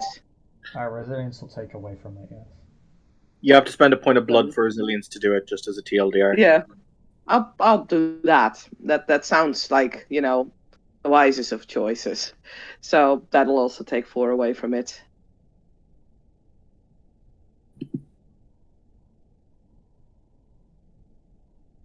Yo, this is scary. Yes! Uh-huh.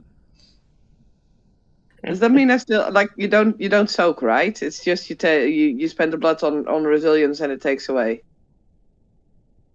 Yeah, if you just spend a single blood point of resilience, it takes away the damage. Well, consider that done. Yes. How much resilience do you have? 4, I think. 4. So you take away 5, so it reduces the damage down to 3. Oh, it takes away 5. Okay. Yeah. Yeah, resilience. If it's not bane damage, it's resilience +1. So, Oh, nice. Okay, so it yeah, takes then away it takes most of away the 5. damage. Yeah. Yeah. Uh-huh. The last one walks up to Benjamin and Natalia. Oh dear. Oh no. And it takes a moment. It doesn't actually. It walks abnormally. It's turned its head around, so it just sort of rotates its entire body by just snapping every bone in the other direction, and just lurching towards both of you. Well, that's legitimately horrific. Before saying,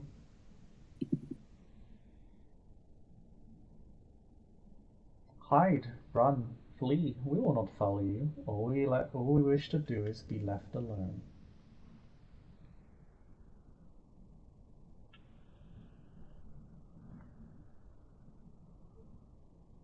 It will not attack you. It will attempt to appeal to your self-preservation instinct.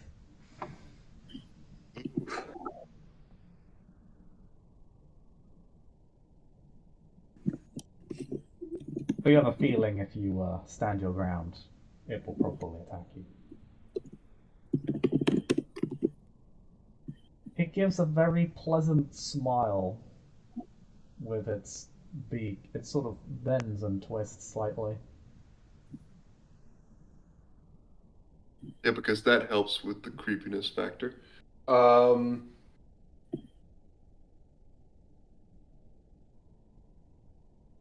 You cannot survive us.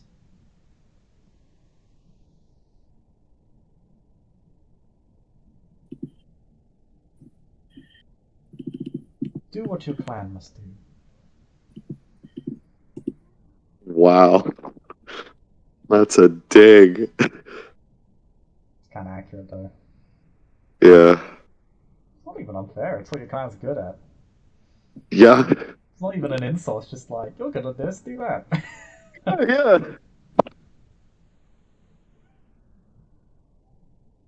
What? How do Ben and Natalia respond, though? Actually, I guess we'll get to that on your turn. Yeah, Yeah. I was about to say we can't act yet, Yeah, so turn, yeah. Yeah. So, well, it's Ben's turn now. Ah, Jesus Christ. Unless Balthazar wants to pop to the top or some shit. Because I know Evan was talking about it. Yeah, actually I might do. Chris, I'm gonna spend that vitae to hop diddly hop. Okay. And there's a reason I'm doing it, because basically I'm very good at burst damage, so I want to see if I can burst down this gangrel effectively before we have to actually go toe to toe properly. And if he gets around on me, I don't survive hits as well. So yeah, I'm gonna try and burst down this gangrel. So Balthazar is going to spend the point of blood to zip to the top of the initiative. He is going to leap off Phineas's shoulder, and he's going to bring his sword crashing down as he'll say, "A single cut to the face. Oh, what fun!" Because once again, if I declare what I'm going to do, I can do things. I can make called shots with no penalty, or with very little penalty. Yeah, let me just,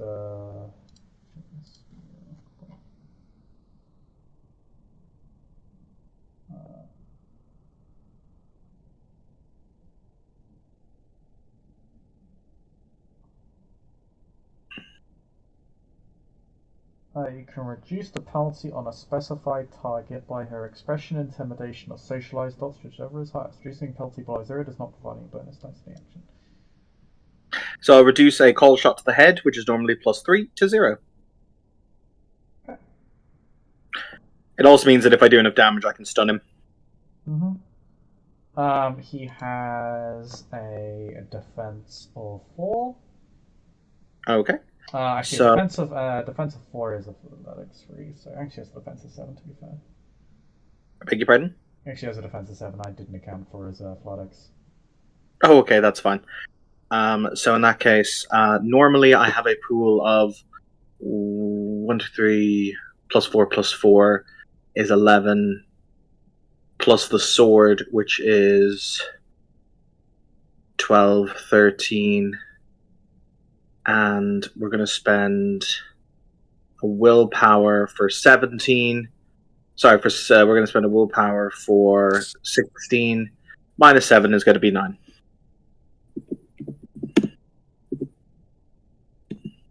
That was right, yes. I think my math was good there.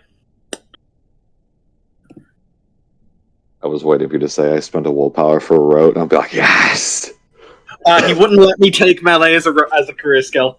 I don't it know. applies to a profession. I really want to. I might just buy the merit again to get melee. I'm not even joking. Stock duelist is not a profession. It is if you're a professional duelist. If he went duelist, I would have actually allowed it, but yeah. I So- probably won't allow professional training stacking though, because the merit's too good to warrant it.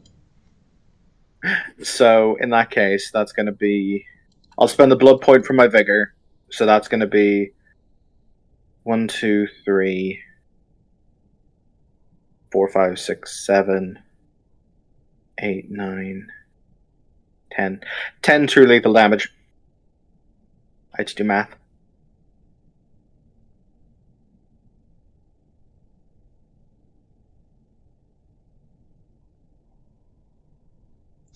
True lethal. Mhm. Okay. The damage is reduced by half. Excellent. I still equal or exceed his size if he's a size. Oh, he's size 5, I assume, because that's normal, Size isn't it? 5, yeah. So I stun him. Okay. As he, one thing that is odd is that blood begins to seep from his wound, and I actually need to look up structure rules. Ooh, fancy. Mm-hmm.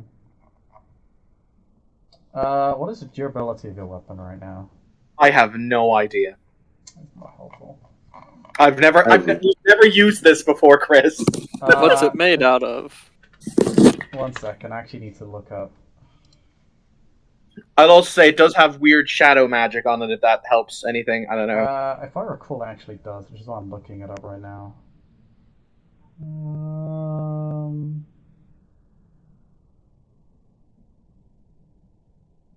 Okay, I'm gonna assume 1 vitae was spent here, because I don't recall a number actually being given, so I'm just gonna assume it's the 1 because it makes the most sense. Mm-hmm. Let me check.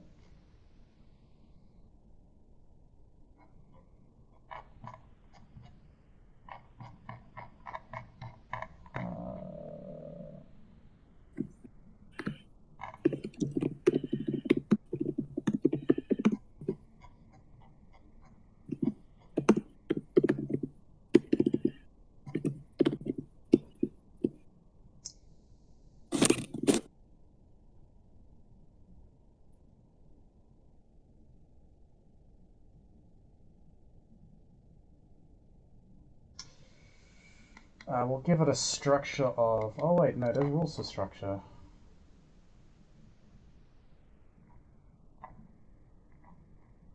Yeah, it's like durability plus size, I think.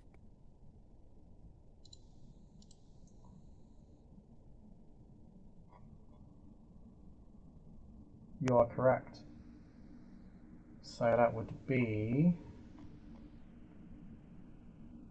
That's metallic. So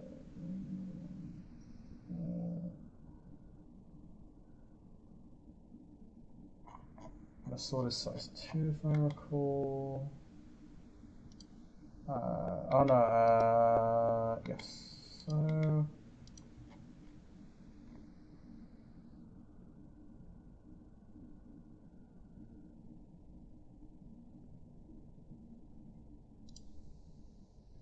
Structure of 6.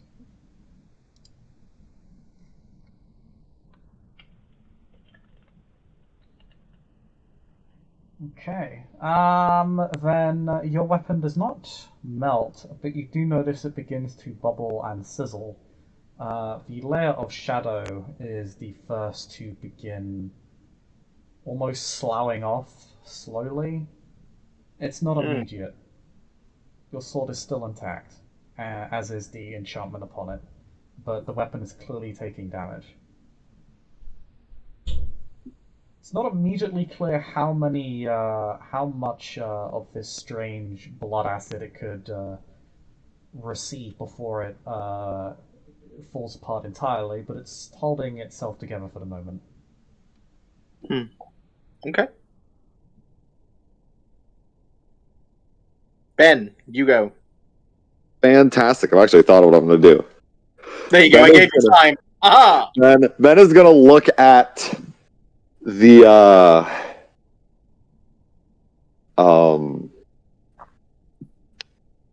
Strix and be like, you know what? You're right. And he is going to engage celerity and run out of sight of the creature that can see him. He is then going to use his action to pull out his phone and call Nanette. Because, Chris, I have Nanette's number. Okay.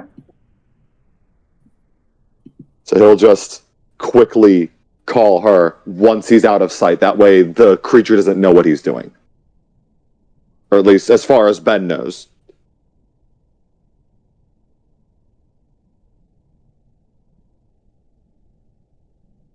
Okay. That's effectively what Ben's going to do. And he's doing this on his own phone, not on... Okay, that will take an action. The net will not pick up this round as the phone call takes a full turn too. Okay. Okay. That leaves us with Colton. He is stunned. He is currently leaking acid all over Balthazar's sword. Not my good shoes. Yep, and it's ruining your shoes. Oh god, the shoes. $500 handmade Italian leather. Yeah, this is why we don't take $500 handmade Italian leather to the forest where acid bleeding monsters dwell. We save these for refined affairs. Then it's Ali. Yes. Alley Cat. Less refined claws for less refined affairs. Yeah, I think you skipped Natalia. Natalia? I was going to say, I thought there was someone else. How dare I? I'm so terrible. Yes, Natalia, it is your turn. My apologies. Oh, it's looking at me, right? Oh, yeah, it's looking at you. How's close is it? General, just... is it like 2 paces? It's a few paces from you. It would really only take it a step or two to reach you. It's very tall and gangly, much taller than the average person. It could probably lurch forward with a single step and reach you with its claws. Yeah, so there's one stunned, one is going for Alley Cat, and one is going for me. And there's nothing else. The one that I stunned was the Kindred. There are 3 other owls. Mm-hmm. Oh, fuck. I'm gonna get distance on this thing. Hopefully so that it can still see me, but it'll have to move to get to me. You know, it just offered you to run. Just saying. I wasn't sure if you were aware. I know. Okay. Okay, so what were you doing again, sorry? I'm gonna make it look as though I'm running. I'm gonna gain distance on it, but Natalia is. My plan is that I'm gonna, if anyone goes down, she's going to try and go in with celerity, get them, and get them out. So she's not leaving the area per se. Okay, so you're sort of circling the area of celerity, looking for an opening to what 3D state bodies. Yeah, that if someone who is currently fighting goes down, she's going to try and rescue them. Okay. Because she's not going to do shit with her knife. Okay. And she's spotted, so yeah. Okay. Then seeing the two Maquette flee, everybody what this is. Well, aren't we still in obfuscate? Oh yeah, you're still in obfuscate. The owls can see you. Yeah. So actually, only the owls see you run. See, the Maquette are good at this. The one of them will just begin moving back toward. Just begin moving towards Figment, but he won't get attacked this time.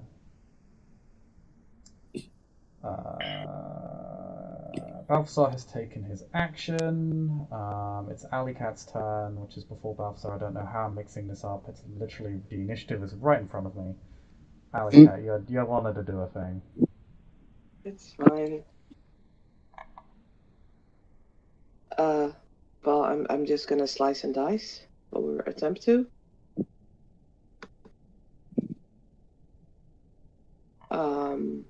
And screw it, go big or go home. I'll spend it on to activate. What's it called? Vigor. That's what it was called. Ah, that sweet, sweet blood potency 2 life. Right? Gamer life. Burn your blood away way too fast. So.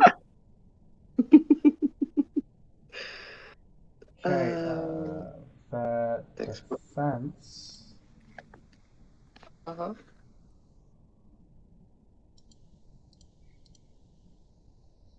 Second.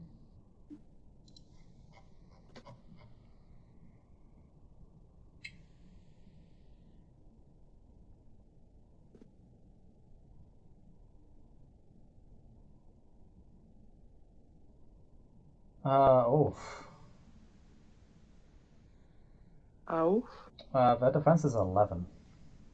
Jesus Christ on a stick! Ow! Yeah. That's all athletics gets you. How? Okay. Yeah. No, I'm not even joking. It's gonna be literally a chance die. Because I have 7 dice for this. Yeah, oof, even if you spent the willpower, it's still a chance die. Yeah. I'm not gonna spend the willpower because it'll be a chance dice nonetheless. Yeah, this is what happened. So, just a quick note, because what Chris was doing, because it was he wasn't factoring in athletics into defense. But yeah, no, sometimes this does mean you can just be throwing tiny dice pools compared to much bigger ones. So, but it does mean we're harder to hit as well in the trade. That does help. Yeah. Okay. Like I would. Yeah. No. Okay. So I'll roll my chance dice. Let's hope. I have literally nothing that I can add to this. So it's you can use blood surge. You can. No. So I got 3 in dex. 3 in brawl. That makes it 6. I got specialty natural weaponry, which I'm using, so that will make it 7. You use strength for melee in this game. Oh, strength. Yeah, no, that makes it even. That just makes it 6. Sorry. You also add your vigor. Yeah, but not if you spend for it, right? No, even if you spend for it, you add it. Yeah, you got it. Oh, okay. So that will bring me on 10. In that case, if I were to spend willpower, I'd have 2 dice. I mean, it's better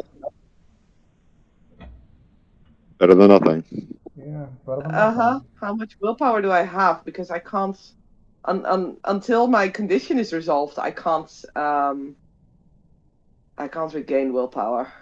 I got 3 willpower. Okay, I'll spend the willpower. Bring it. Well, I feel like bigger this is gun. looking into the void. This is definitely going to resolve Thank your you. condition once this is done. If I Dear survive God. next day. Oh God. Here comes them big numbies.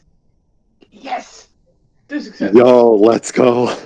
Alright, God. 2 successes. Well, you do hit it. Yes.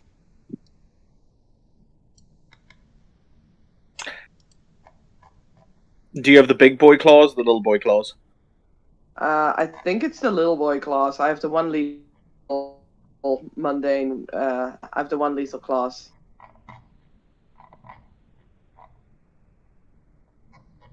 I think they do bashing to Kindred, which is silly to me, but that's this game. Well, the higher tier Doesn't say versions do true lethal. But doing lethal to Kindred is actually quite difficult. Like, it's a few bloodline abilities and Protein 4, and that's about it. Or using size 10 weapons. And Kindred dueling, don't forget, that's how I do it. Let's see.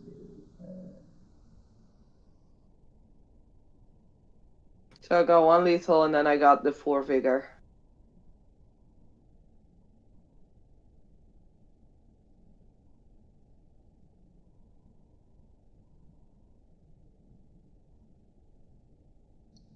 Fun fact, you can give yourself 3 additional dice. How?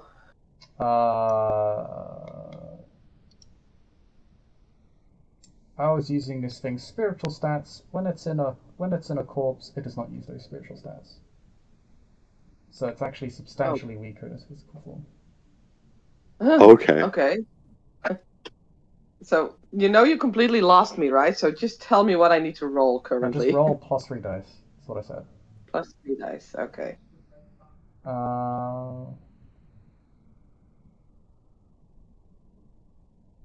So its defense is actually 8? Nah. I got 0 successes on the 3 dice. That's unfortunate. Okay, so you got 2 successes. Claws do 2 plus 1, if I recall. Sorry, they do plus 1. So.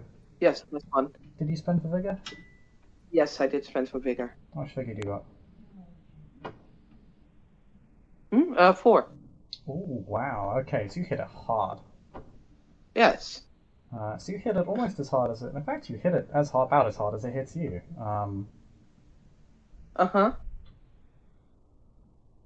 And you rip its body apart. It doesn't fall over, far from it.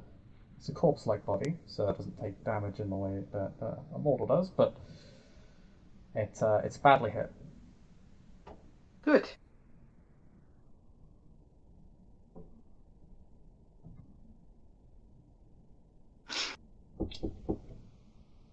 Oh, person, got to go back tonight. Who is next? It is Figment. So, question. The 3 bodies that are hanging, is any of the, Strix corpse monster things near them? Pardon? So, are there any... So, have all of the enemies come towards where we are? Or are there still people back by where those corpses are hanging? Well, not corpses, the torpid revenants. No, they're currently focusing on you as a group. Okay, I'm going to try and sneak around to where they are and unstake them, or get as close to doing that as I can. You can do that on the turn if you like. Okay. I'm going to attempt to do that.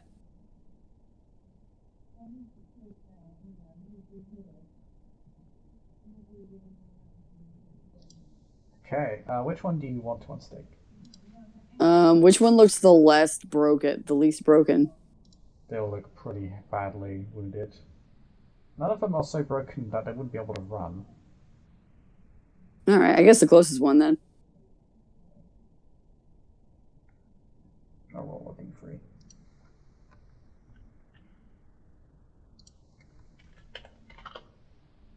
Actually, I can't do that. I'm just gonna pick one. First one is. Oh, that's Bailey. Yeah, there is a woman there in a now tattered peacoat and muddy trousers. You unstake her? Yeah, is she tied up or is she just staked? Oh, she's tied up. Okay. Yeah, I'm gonna unstake her and then attempt to untie her. You unstake her as her whole body bursts into life. And you immediately realize, as she lunges forward, she's in the midst of a frenzy. Yeah, that makes sense. My plan was to point her at the. If she's in frenzy, I'm going to point her at the enemies because at least she'll be a distraction. Remember, revenants wake up every night ravenously hungry. Mm-hmm. Well, something to feed on. Hopefully you can't accidentally become possessed by a Strix if you feed on them. I said that myth ain't true. Wait, them feeding on me or me feeding on them? What? No. I'm confused. Them feeding on a Strix. Yeah. Because they're about to. Yep. Well, about to find out. Yep. It'll do something. It'll do something. Anyway, does that work? Do I untie her and she starts running towards the Strix to at least confuse them? Yep, you freed one of them. All right. See what happens. You're meant to save. Oh dear. Yeah. Well, I mean, it was a nice boon while it lasted. I mean, who knows? You may save them. I mean, we can't have a boon if we're all dead. So, and I have 0 combat abilities. That's not true. You can start fires. That's true. I can start fires, but then that's just going to cause more problems. So I'm also hoping that if I start doing this, they're going to start coming towards me and away from everybody else. In which case, I will light them on fire when they are not. One of them already has. Okay, then I'm lighting that guy on fire next round. But right now, I'm letting this revenant go and causing chaos because that's what I do.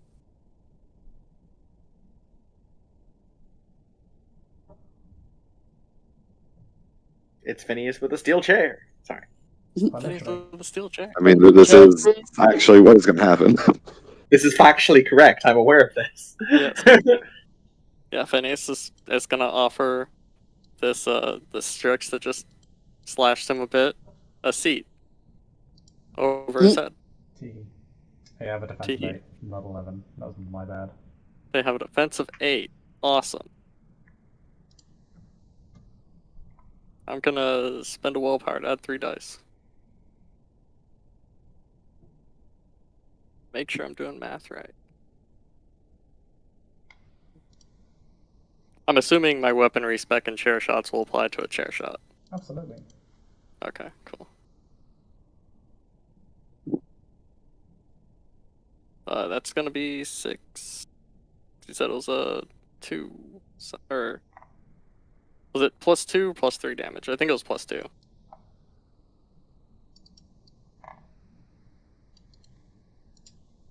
They do, steel chairs do +2 damage. Okay, yeah, so that'll be 6. Yes, with the steel chair. Phineas just smacks a fucking Strix.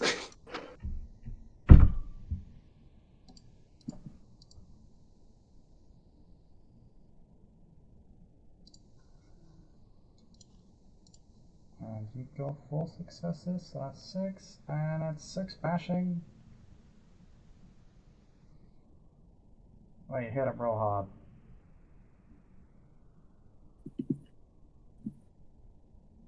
like this. If you leave a nice new voice chat response. You really do have wrestling gifts for all occasions. I kind of do. I don't even have any of them saved. I just find them. He dented the crap out of that chair with that guy's head. Yeah, that's. I have opinions on that, but we're not going to go into that right now. Anyway. It is the owl people again.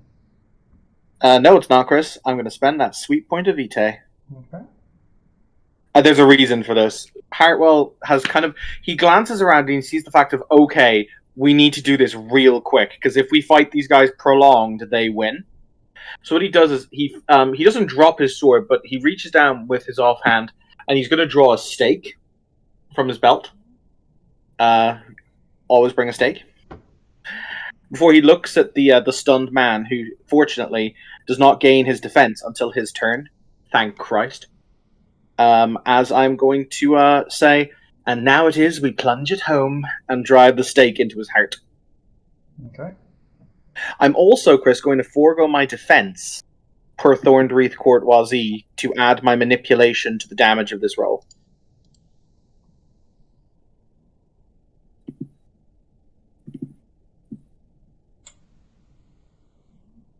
You do not have that one. That's a fitting wager, isn't it? Yeah, and I have all 5 ranks of Thorned Wreath Courtoisie. Yes, but you're using the third ability of the other version of Courtoisie. You get one or the other, you don't get both. I'm not using the other... What? The other one is called Demand Attention, which is about knocking people over. 1 second.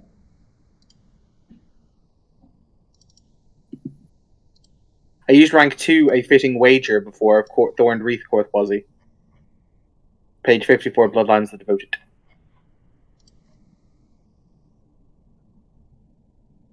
Or 54, Bloodlines the Devoted.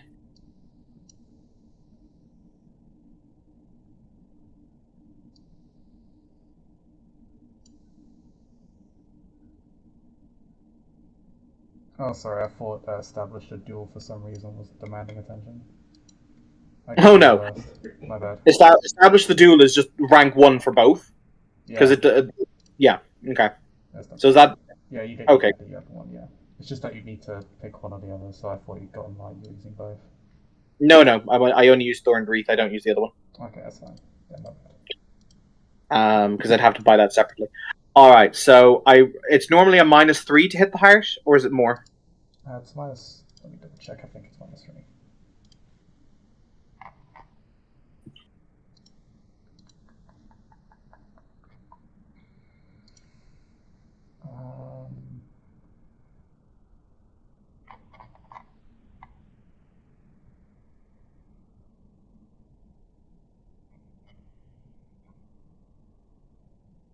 Heart is -3, yes. Okay, cool. He does not have his defense because he is still counted as being stunned. So it is a total of it's a total of 4 plus 4 3 plus 3 is 6 plus 4 is 10. Yeah, we're just gonna roll the stun doesn't cause them to lose their defense, it halves it. Oh, okay, so he goes down to what? I'll just round it down because he's an NPC, so he has a defense total of 6 because of the -3 dice penalty from the heart, so it gives you additional dice penalties. But you basically have a +1 dice bonus. So what's his total defense, sorry? His total defense is 6, including the target penalty. Is that it halved? Yes. Okay. So in that case, I will do the exact same thing again with the spending of willpower.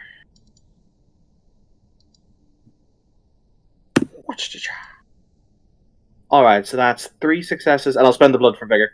Sorry, so that's 3 successes, which is... A stake is just flat strength, right? Mm-hmm. So that's 3 plus 4 is 7, plus 4 is... Flat strength, it's the damage rating is +0, so you only get your successes as damage. Okay, that's fine. So 3 successes, plus 4 successes for vigor, which brings it to 7, plus 4 successes for adding my manipulation to the roll, which is 11. 11 true lethal damage to his heart. So you got 3 successes plus vigor, which is 7. Because I have 4 vigor. oh, and then you added your My manipulation for a fishing wager. You may add your presence or manipulation dots, whichever is higher, as additional weapon damage on a successful attack. If I sacrifice my defense against her opponent on the turn, she can still deploy her defense to attackers who are not part of the duel. oh yes. In which case, yes, you stake him. He just lets the body drop before he flicks around, and now it is the owl's turn. Alright, yeah, almost done.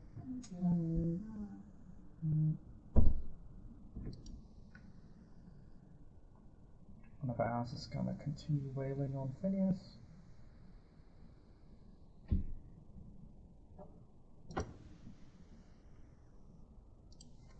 Don't worry, buddy, I'm coming. It'll be alright. Or it won't. We'll figure it out. Figure it out later. I just used to point out you're the size of a sports. You weigh as much as a sports car. I can lift a sports car. We'll be Hell fine. yeah. Next time, like when we're alone in the office, you can pick me up and let me ride around on your shoulders. Oh dear. Think of another. Oh, that is 9 damage now. Whew. 9 damage, you say? Oof. Is that with my defense of 5? Yes. Ah, Jesus. Okay, I will go ahead and spin for that resilience. We're now getting into sad numbies, people. We're getting into sad numbies. Oh, this is the round of terror. Yep. Going down. Is the Revenant gonna go into the initiative? Oh yeah. Yeah, I'll just have a roll real quick. Oh, she actually rolled extremely well. Hey! Initiative of 15. Oh damn! What do the Strix have? Wow, she's as fast as Ben. What I'm going to do is, because this is going to take ages with so many people and additional people being added to the combat, is I'm going to change this to down and dirty combat, which I should have probably done at the start, given that, of course, we were going to add more people to combat. We always seem to do so.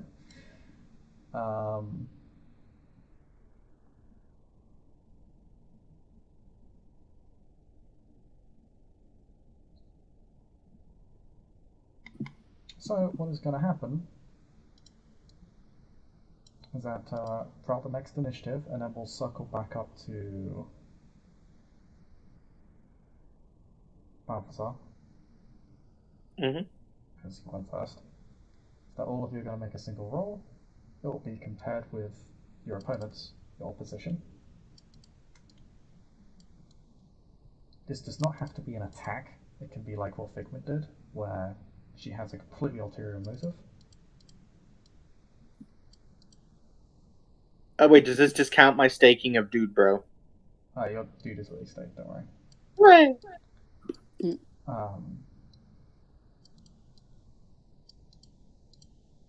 And then whether you succeed or not depends on whether you achieve your intent. That can be taking down your opposition, to fleeing the scene, to doing something completely different, like getting these revenants out of Dodge, or making a phone call.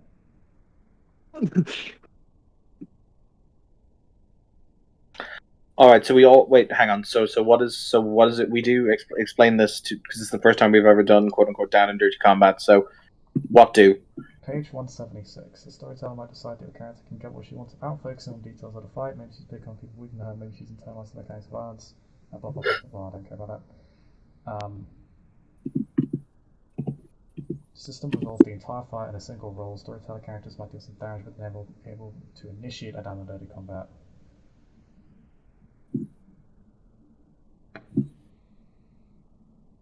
So basically, if you succeed, you win the contest, you deal damage equal to the difference in successes plus your weapon modifier and achieve your intent.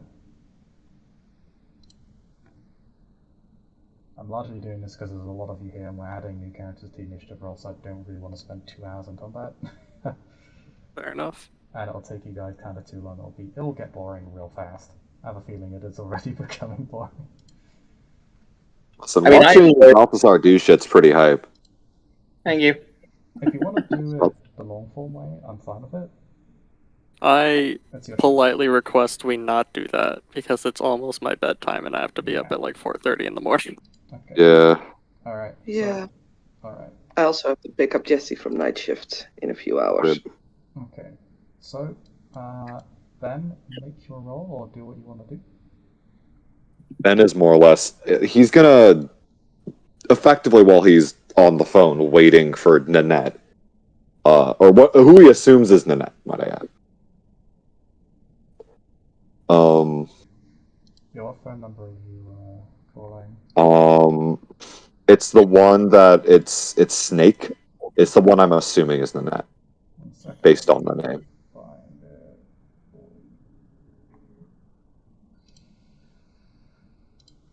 Because I know who these people are.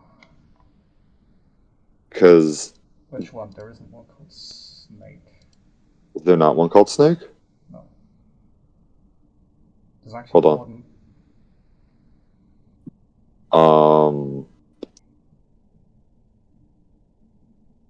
Manner of advice. Back.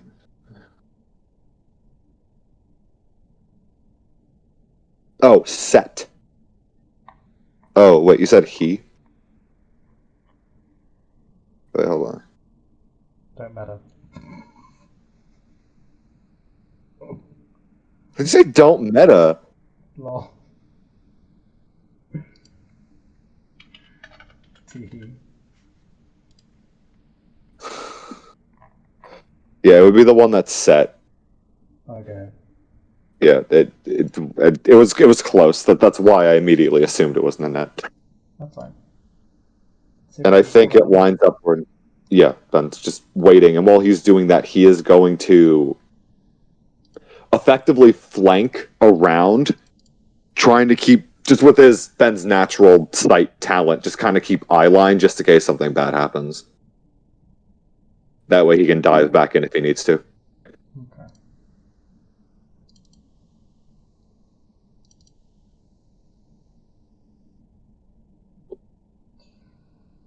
So, when you go to call that number, there will be someone that answers.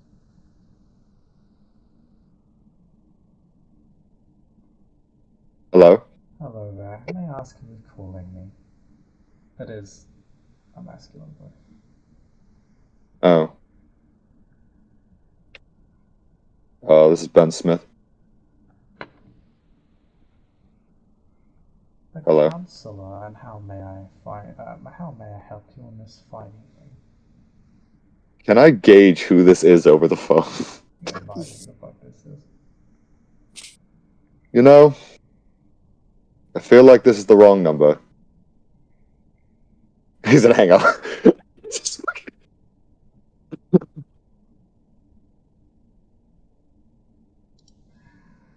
Alright. A whole meme. Everybody's fighting for their lives, meanwhile Ben's out here prank calling. So somebody's gotta do it. Listen, he assumed it was Nanette. It was not Nanette. He panicked. It just hung up the phone. That's cool. Natalia, what are you doing?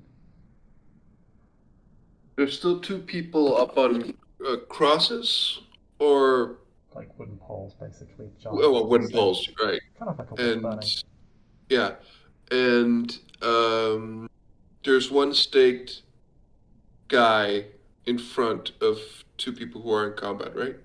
Mm-hmm. There's 2 staked.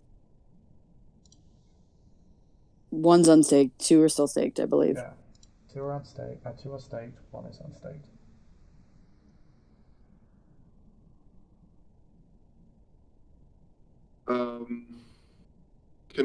Can I go in and unstake the 2 guys and then run out? Oh god. You know we're gonna have to put them down when this is all said and done. I mean, no. I mean, I guess. Well, I wouldn't be able to do that because if I do that, I would be able to get hit, right? Like I would be No, you're just doing clawed. heavy combat. If you're just trying to slowly in and just unstake them, just make me. It'll be a contested roll. I mean, you could get hit, but like that's the risk you take if you go in. Yeah, that's what I'm fearing. And I don't think I can survive one of their hits. It will be the same if I were to get the now staked body of the whoever that was just staked, right? They're kind of already secured.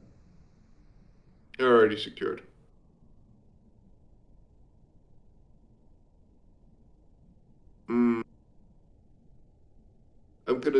I'm gonna save my action.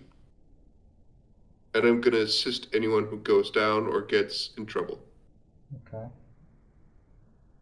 So for the moment, don't. I'm not. She's gonna wait. Well, I can't. Yes. Roll me your full. It depends. What do you want to do? I assume you want to kill the person trying to kill you.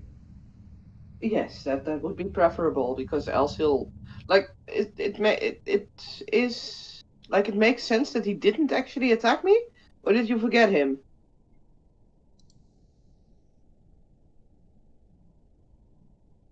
I think the way this combat system works is that everything happens on the same, like, Yeah. your guy, you, and you attacking happens on the same, like, deal. Yeah, this is a Yes, contested. whoever gets more successes is just counted to have 1, basically. Yeah. Okay, cool. No, I figured because he was higher in initiative, but yeah, no. Yes, I want to slice and dice him. Wherever. Okay, make me an attack roll.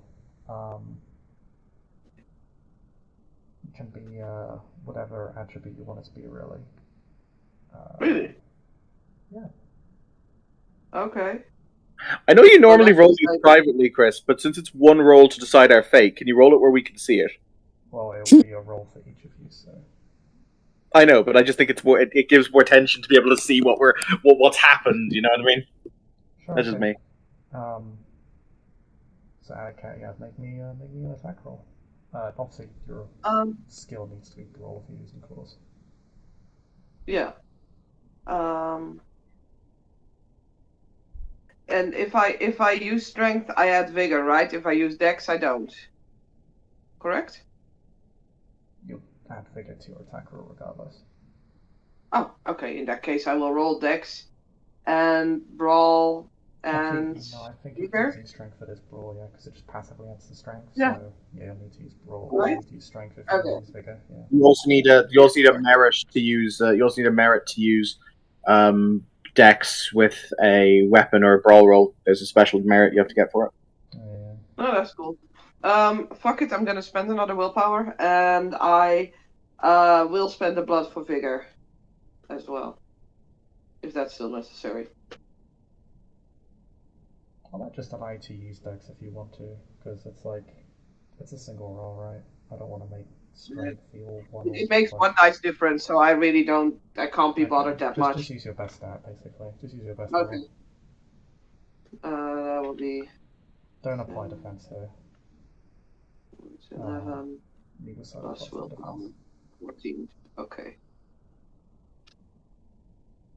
Oh, that's yeah. Okay. Jesus. 1 fucking difference. Okay, well. Okay. That was a waste of willpower then.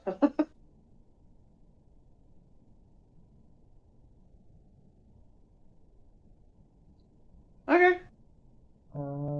So I'm dead now? No, you're dead. Oh.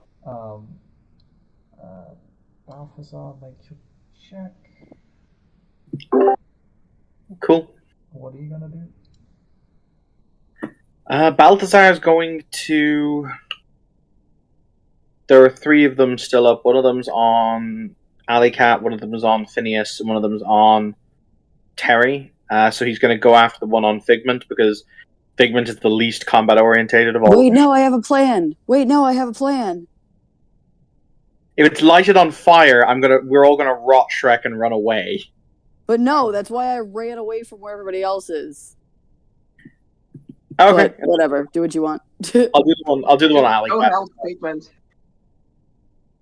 I'll do the one on Alley Cat. It's fine. Or the one that's kind of standing over her torpid corpse. It's not. So, That's not beg your how that pardon? roll works. That's not how that roll works. Page 176. I'll go over the effects after the combat is over. Okay, cool. I need to just get my my numbers. So that's going to be a total of 12 base. 12 base, 13, 14, 15 with the willpower. And yeah, fuck it. We'll knock a blood into it for 17 dice because I don't want to fucking die.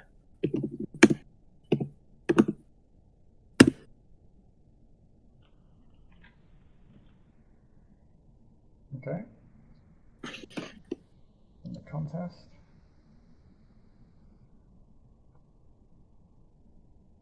It also brings me down to 8 blood.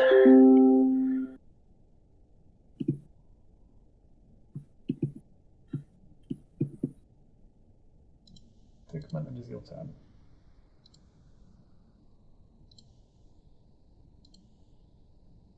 What you do, Figment?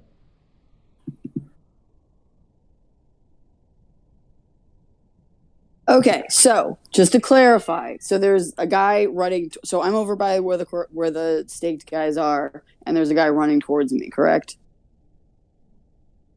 Yes. Is that what's happening? Okay. Am I far enough away that if I light this guy on fire and he's running towards me, the others are going to not be close enough to the fire to rush Shrek? Is that true? Just from like distance wise, because it wasn't really clarified, like the distance happening. Well, assuming that this was your plan the whole time, which you basically said it was, like, I'm more than happy Yes. for you to be like, you've built some distance up deliberately, so that you Yeah. can throw fire around safely. Yeah, so basically what I'm doing is, by letting the Revenant go, the Revenant is, maybe getting between us, maybe getting between somebody else, whichever one the Revenant is attacking, whatever. So essentially I'm going to kind of back up enough and wait till it is within very close to me, and I'm going to light him on fire. Because I have the coil that says I don't care about fire unless I'm on fire, but that's a later problem.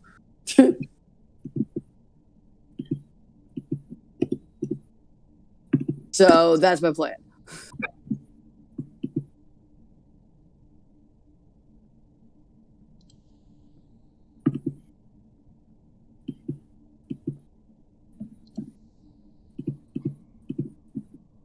Is that cool?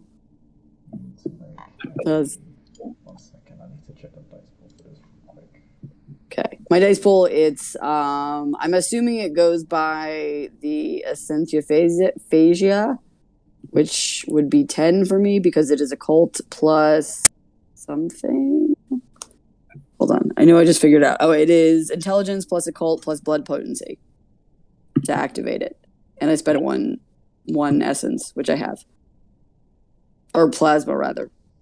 Oh yeah, you can get plasm instead. Or you can get plasm and blood. Yeah. Yeah. You have 2 resource Yeah. pools. Yeah, do it. Cool.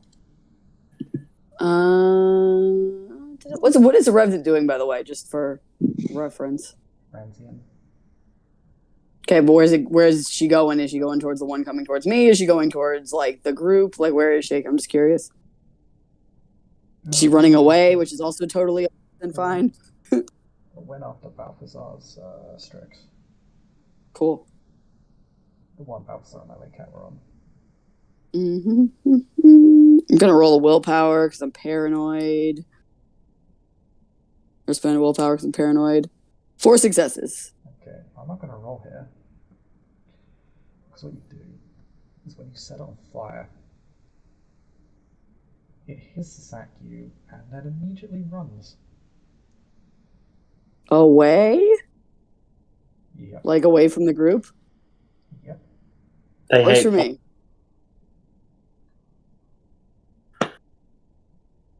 It vanishes in a blur, as if using celerity.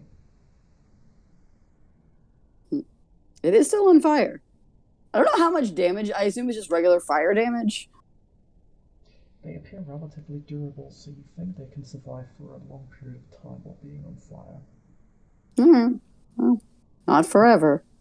But then, of course, that begs the question, will it run if it can survive that?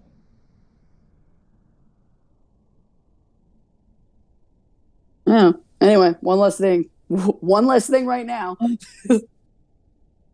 Oh, by the way, guys, if you get exceptional successes on these checks, you automatically regain a willpower. Yes. Nice. Like, I just regained one because I got an exceptional success on my combat check, so that's... Phineas, it's your turn. Still chair time. Still fair time. I don't apply their defense, correct? Mm-hmm. Cool. Spending another willpower. I gotta do math in my head, and by my head I mean out loud. See. So it's not. 8 is 12. Is 13. Okay.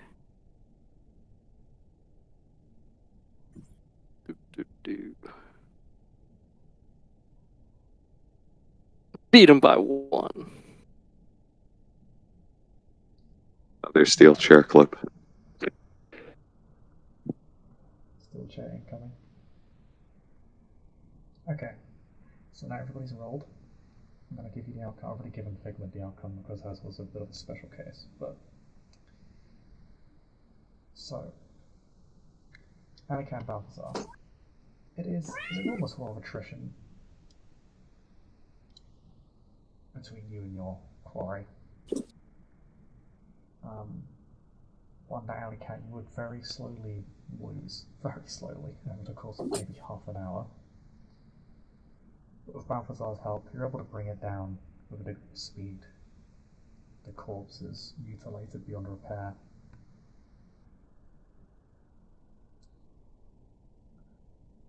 But as the corpse falls, a shadow slips out. Oh, fuck. Chris, because of the exceptional success and because it's fucking cool, and because I have the shadow weapon, can I bring the shadow sword down on it and see what happens? You can. It cuts off one of its wings, but it's a shadow, it can still fly. It hurt like fuck, though. It did. Hooray! You probably would have killed it if whatever Carlton's acid blood did hadn't damaged your blade.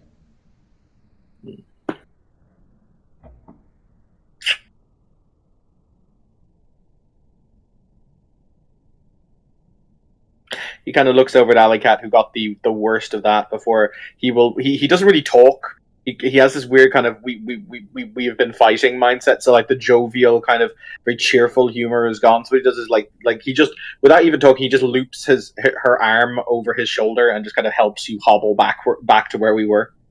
Yeah. Alicat, you do take what was it? God, there was a difference of 1 success. So you take a single. You take 3 points of damage. You can use your points to stop this if you like. Yeah. I'm not gonna waste blood anymore. I've spent a lot already. Okay. Benjamin, you made a phone call. It was not who you thought it was. Is that who I thought it was? Listen, we're learning. Natalia, you were looping around because nobody necessitated your assistance. I will assume you went to help the other 2 revenants. Yes. But since they're freaking out, like, is there, like, can I get them down without unstaking them just taking them with me. Just untie them and you should be Yeah. fine. Yeah, because I don't want to unstake them if they just lose it and try and drain me. Because, yeah, bad.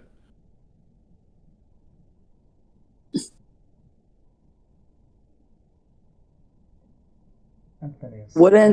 Sorry. Oh, Was as you say, what ends up happening to the one that ran? it fled. Okay.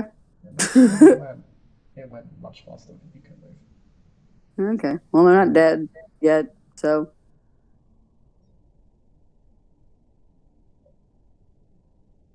But the other one, Phineas, you ruthlessly beat the shit out of with a steel chair, just slamming its head in with the chair. Until eventually the body stops moving. And the chair, well, you know, a sledgehammer would have been more effective. But the chair works too. Can I claim a willpower for following my competitor mask? Absolutely. Hell yeah.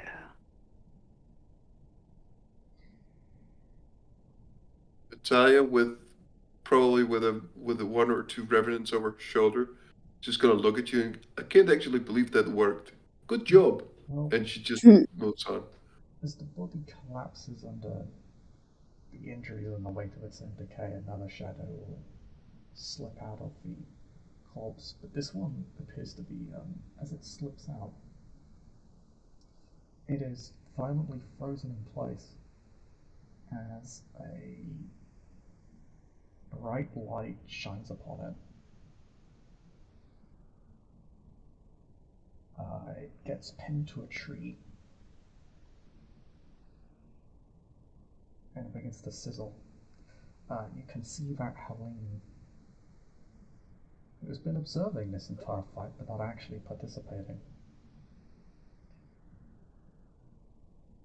appears to be holding out her crucifix to it, which is emitting this light, which is literally causing the Strix to smoke.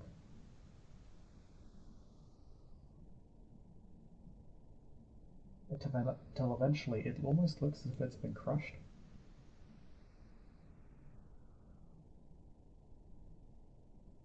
And just isn't anymore. It just isn't there anymore. The shadow slowly disintegrates and sort of grows smaller and smaller until it's almost as if the Strix just wasn't there. And she's just holding up her crucifix as if she's like, almost like a literal exorcist.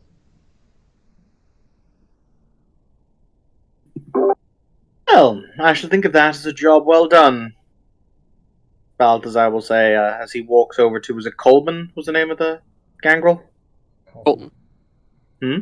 Colton. He grabs Colton by the hair and just kind of leverages him up. Now then, other evidence all safe and sound.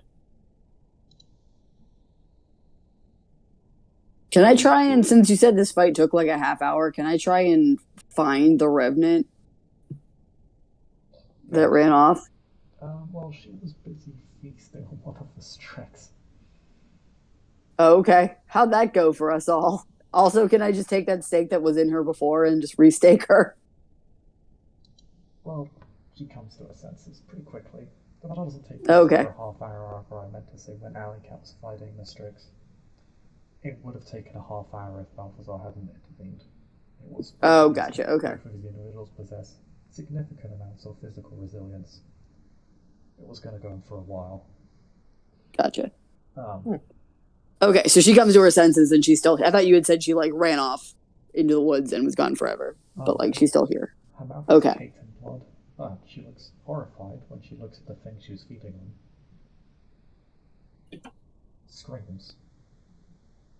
Well, that's meal remorse for you. Come on. And we'll She's desperate. We need to help her. Come on. and we'll appear behind Balthazar and just be like, stand-up comedian. What the fuck? So there's that wonderful moment when somebody appears directly behind him when Balthazar's fist just does the thing of vadunk right over his shoulder. Just vadunk. What's happening? What's happening? What's happening? All right, calm down. Good news is you're alive. Ish. Well, I- the I same didn't- amount of us alive as you were before. Yes.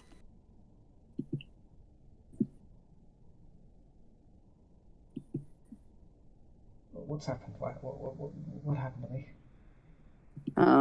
You were kidnapped and about to be murdered in some kind of weird ritual, and we saved you.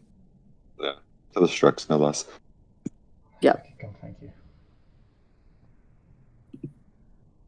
You good? You can walk? Yeah, I can look.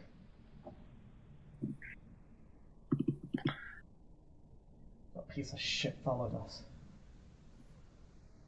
What piece of shit? She points to Colton.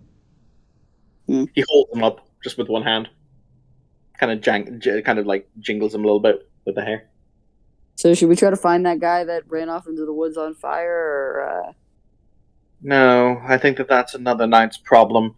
Half of you look like, well, let's put it like this. I'm going to put a tarp down in the car. That is a good plan. Mm-hmm.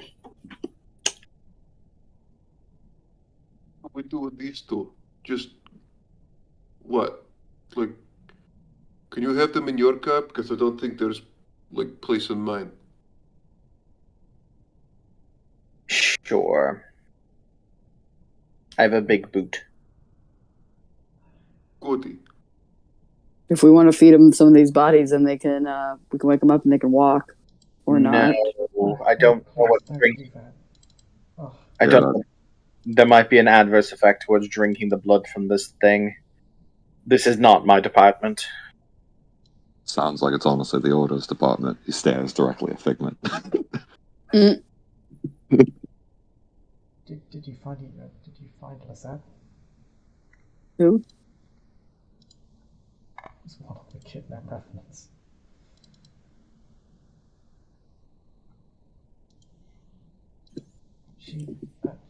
She was with me when we were attacked. She made it back to Yvette's Haven. Is she not with you? No. No. Then I should see Yvette. She might still be staying there. No. Well, we should get out of these woods before anything else. Yeah. Yeah, I should get back to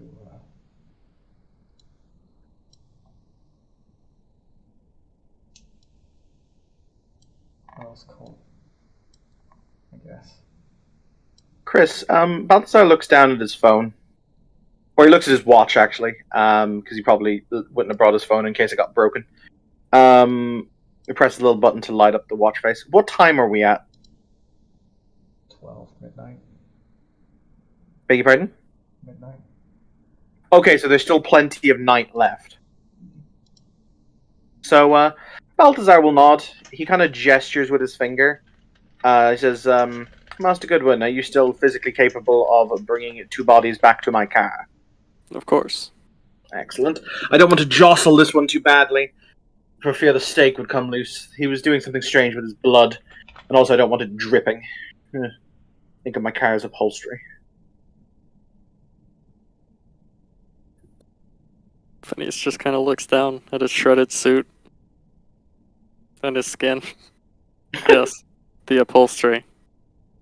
If it's all the same to you, I would like to take this one over. Not a As chance, she points at the vampire. Not a chance, my dear. He was doing things with a certain magic that the Circle of the Crone uses. So naturally, we have a very big interest in him. I'm more than well aware. And I intend to sell him to the highest bidder. Chris, I'm gonna kill that vampire. I'm gonna ash him. I'm sorry. Wait, what? Chris, if they come towards me, I will do things. Okay. And Uh, he's gonna Ben's gonna aspect Balthasar. I'm Alright, sorry. Two. Bite. Balthasar and Ali can make a contested roll.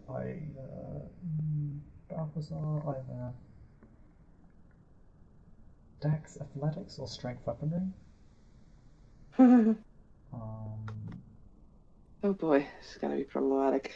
Oh well. and then Ali Cat, Strength roll, because you're just gonna using claws to cut his head off.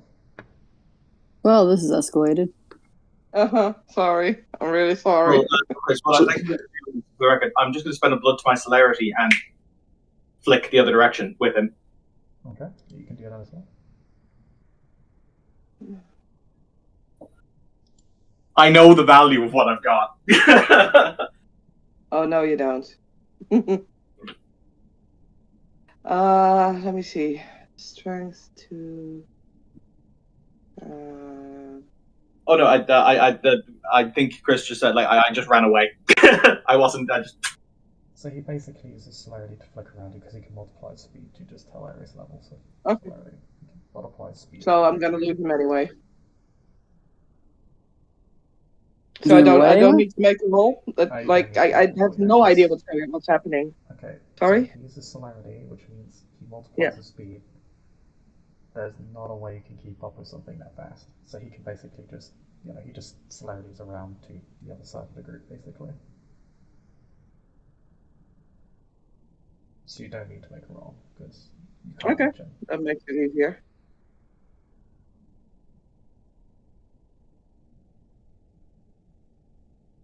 Yeah, I figured Invictus were always will be assholes.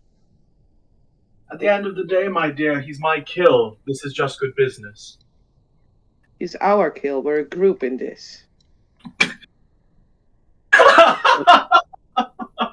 Phineas kind of gestures at the body that he just cheered into oblivion with one of the bodies that he's holding, and says, "Oh, that one's mine." And he just starts walking to the car. Balthazar will turn and follow. Do I get that aspects on Balthasar?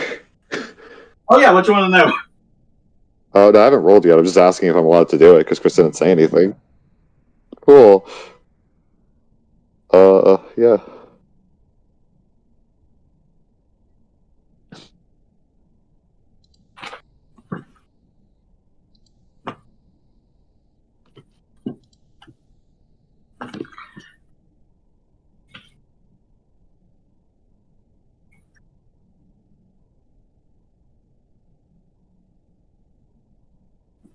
By the way, no hard feelings, Saskia. I know what I want to do. No, out of character, no hard feelings. Absolutely not. Like, if I had managed to ash him, that would have been, yeah. Shit, 5 successes. Oh shit, let me check what that does.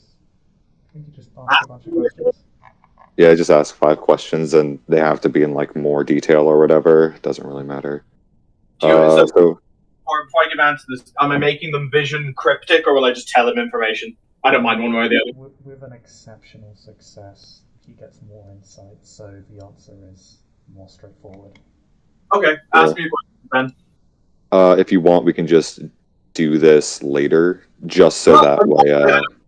It's easier for me to do because I've set aside time now. So just ask. Fair enough. That's fine. Favorite devotion that you have? What? Sorry. Favorite devotion that you have? Devotion, as in a combination discipline? Yep. I don't think I have any. Yeah. Give me a second. I'm gonna go check. That's fair. Because half of Ben's questions right now are just straight up, what can I do to give Alicat a leg up in this fight? Or at least some of these questions. So no, I don't have any devotions. Next question. Cool.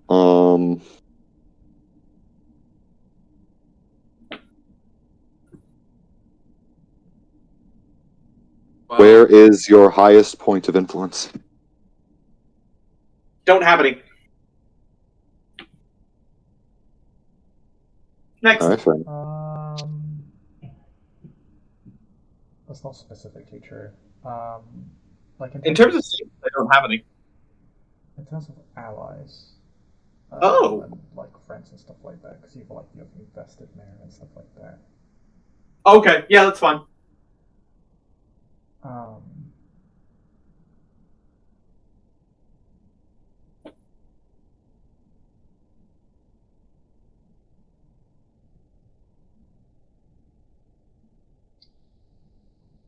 it would be probably Mr. Dugan.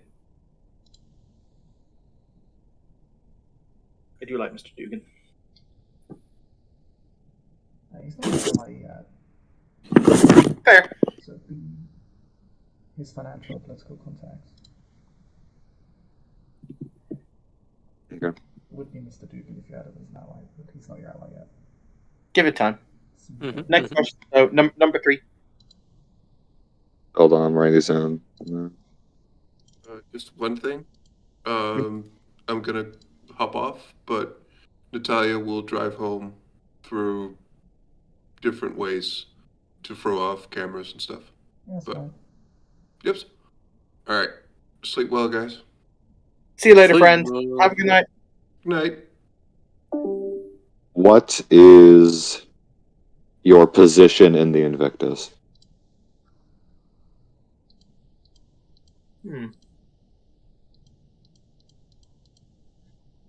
Technically, I don't have one currently. However, because you got the exceptional success, that is very shortly about to change.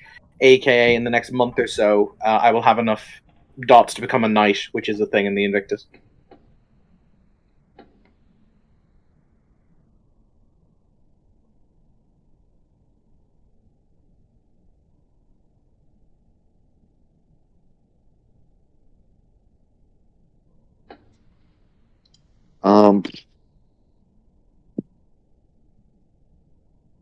Next question. I think this is the last question, isn't it? No, I have, because there was the devotion question, there was the influence question, there was the rank question. What is your relation to Primogen folks? I have no idea who that is. Fantastic, no relation.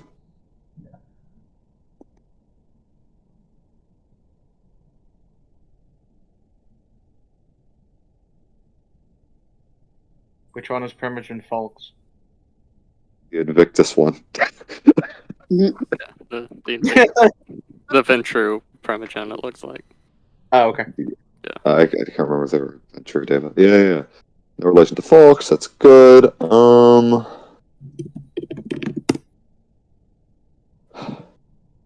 Seem to be no devotions. But it was high society influence and media, right? No, he has contacts in financial and political.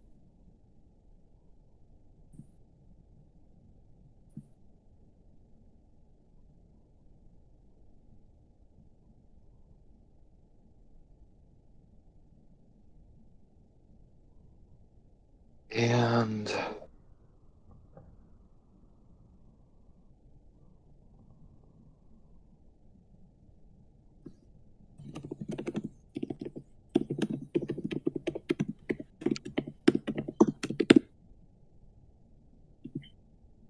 sorry, one moment.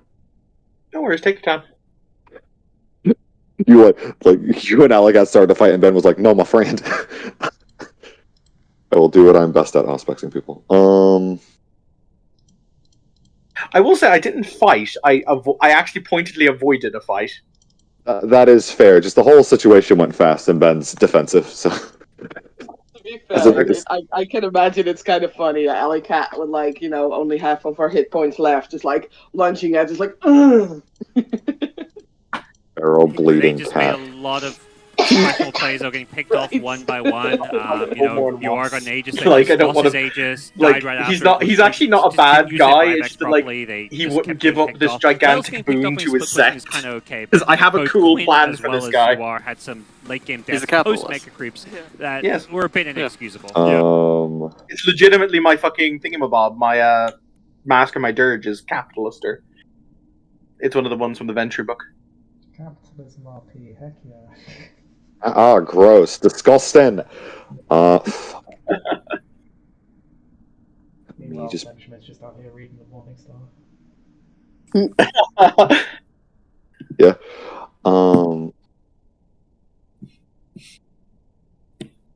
What is your relation to Bagman? Ooh, that's a really interesting question.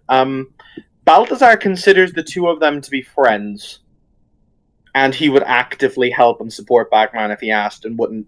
It's not just about boons; he actually respects him.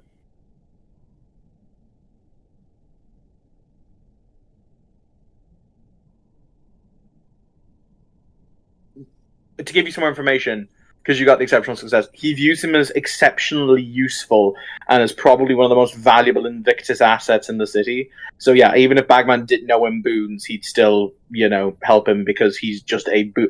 Balthazar is a gigantic team player, and his team is his covenant. So that's kind of where he stands. You know what I mean? Okay.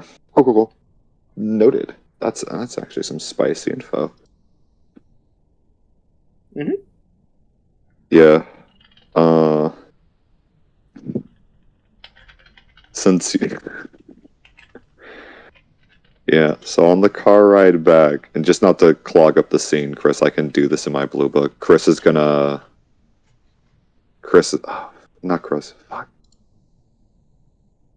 I couldn't tell if this guy was possessed by a Strix, could I? Which one? The Colton. Didn't look like it. Cool. I'm gonna Auspex Colton. And then I can do those questions in my blue book just to speed up the scene, if that's cool with you. You can't do it to people in torpor. Oh, I can't? No, I've tried it before. You get fucky answers because they're not there. It's weird. Oh, okay, fair enough. Yeah, because Hartwell tried it at least once, and I was told you could. Unless that is no longer the case, Chris. Yeah, just that's what I'd do on the ride back. Just in case. Well, that's the thing. You didn't drive with me, so I wouldn't assume you'd be in my car on the way back. Well, since Natalia left, Ben would ask if he could have came with you anyways. Yeah, he doesn't mind that. Like, as I said, he's not going to let Alleycat near his car, but he doesn't mind giving you a lift. Yeah, because also. Yeah. Glad I took my bike. Helene will approach the group before you leave. Post-combat, after all this has happened, Helene just sort of looks at Alleycat and Balthazar like you and just sort of gives a dismissive glare.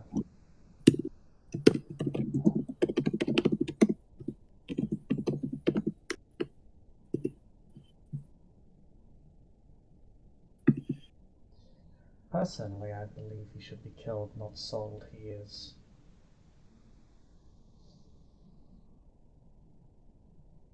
too far gone to be saved. One way or the other, my dear, the simple fact of the matter is that that's the prince's decision, not yours and not mine. You might have had some useful information also. Correct and right.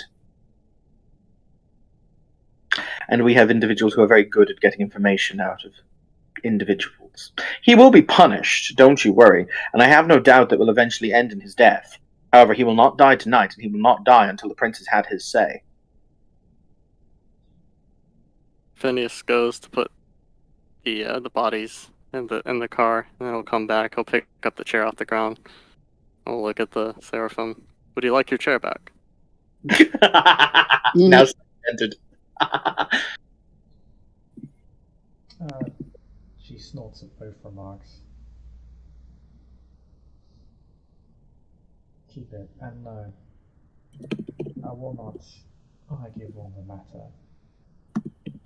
At least this threat has been removed from the area. And So Balthazar is safe again. Balthazar takes out a cigarette from a gold case and he kind of taps it. But actually, no, he takes out a cigar from a cigar case, and he will place it in his lips. He offers Phineas a cigar. Yeah, Phineas will take it. He offers Figment a cigar. Sure. He offers Ben a cigar.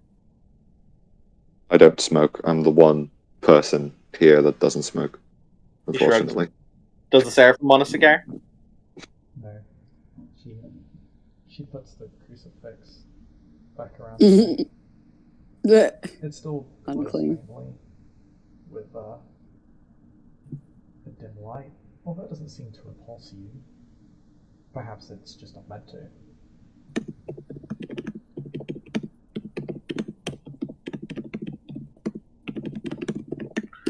Well, good job of us, I should say. You have done God's work here this evening, so I shall allow you to take your prize. Annus Satus Rexus Dominus. For we are all servants in the eyes of God. Indeed we are.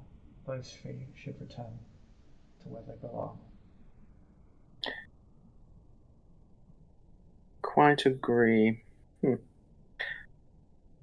Might be a bit of a tight fit, but I can bring them back into the city centre if nothing else. Where am I dropping you, Mr. Smith?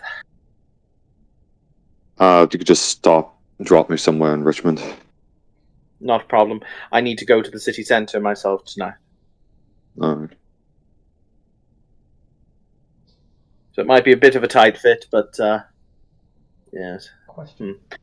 Do you go Answer. back to the Revenant Burrow?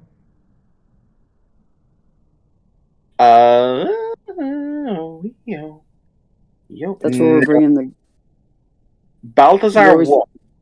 I would say, where are we bringing the revenants?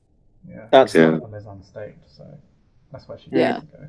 Yeah, like I'd ask her. Okay, yeah. Alright. Yeah, I'm gonna we assume that I'm no longer required in the scene since this is all gonna happen from Balthazar's car forwards. We're just about to end. So I would actually ask you to just stay for an additional couple minutes because I want to go to bed. You're about to go to bed. If you go to the bar, so I assume you take her to the bar. If you just take her to where she wants to go. Well, that's just a compelling reason why we shouldn't. There's no real reason for us not to. Yeah. Okay.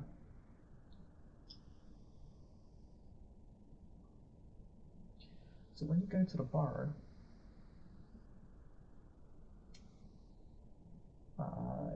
head down to the underground, you take the winding tunnels to the bar, you've sort of learned the pattern at this point.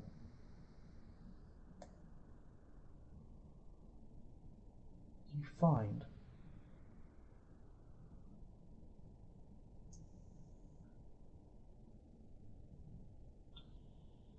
charred walls are riddled with bullets. Oh shit. Oh, shit. His exact thoughts are, House Eliza made their move. Spilt vitae.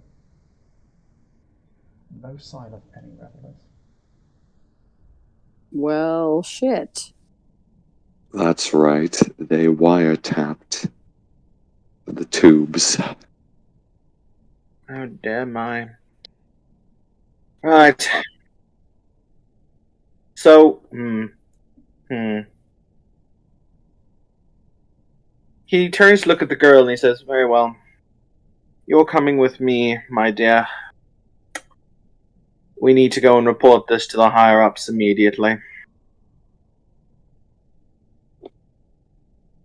I think that is a good place for us to end our scene. Thank you, Miss Lane. Thank you, watchers.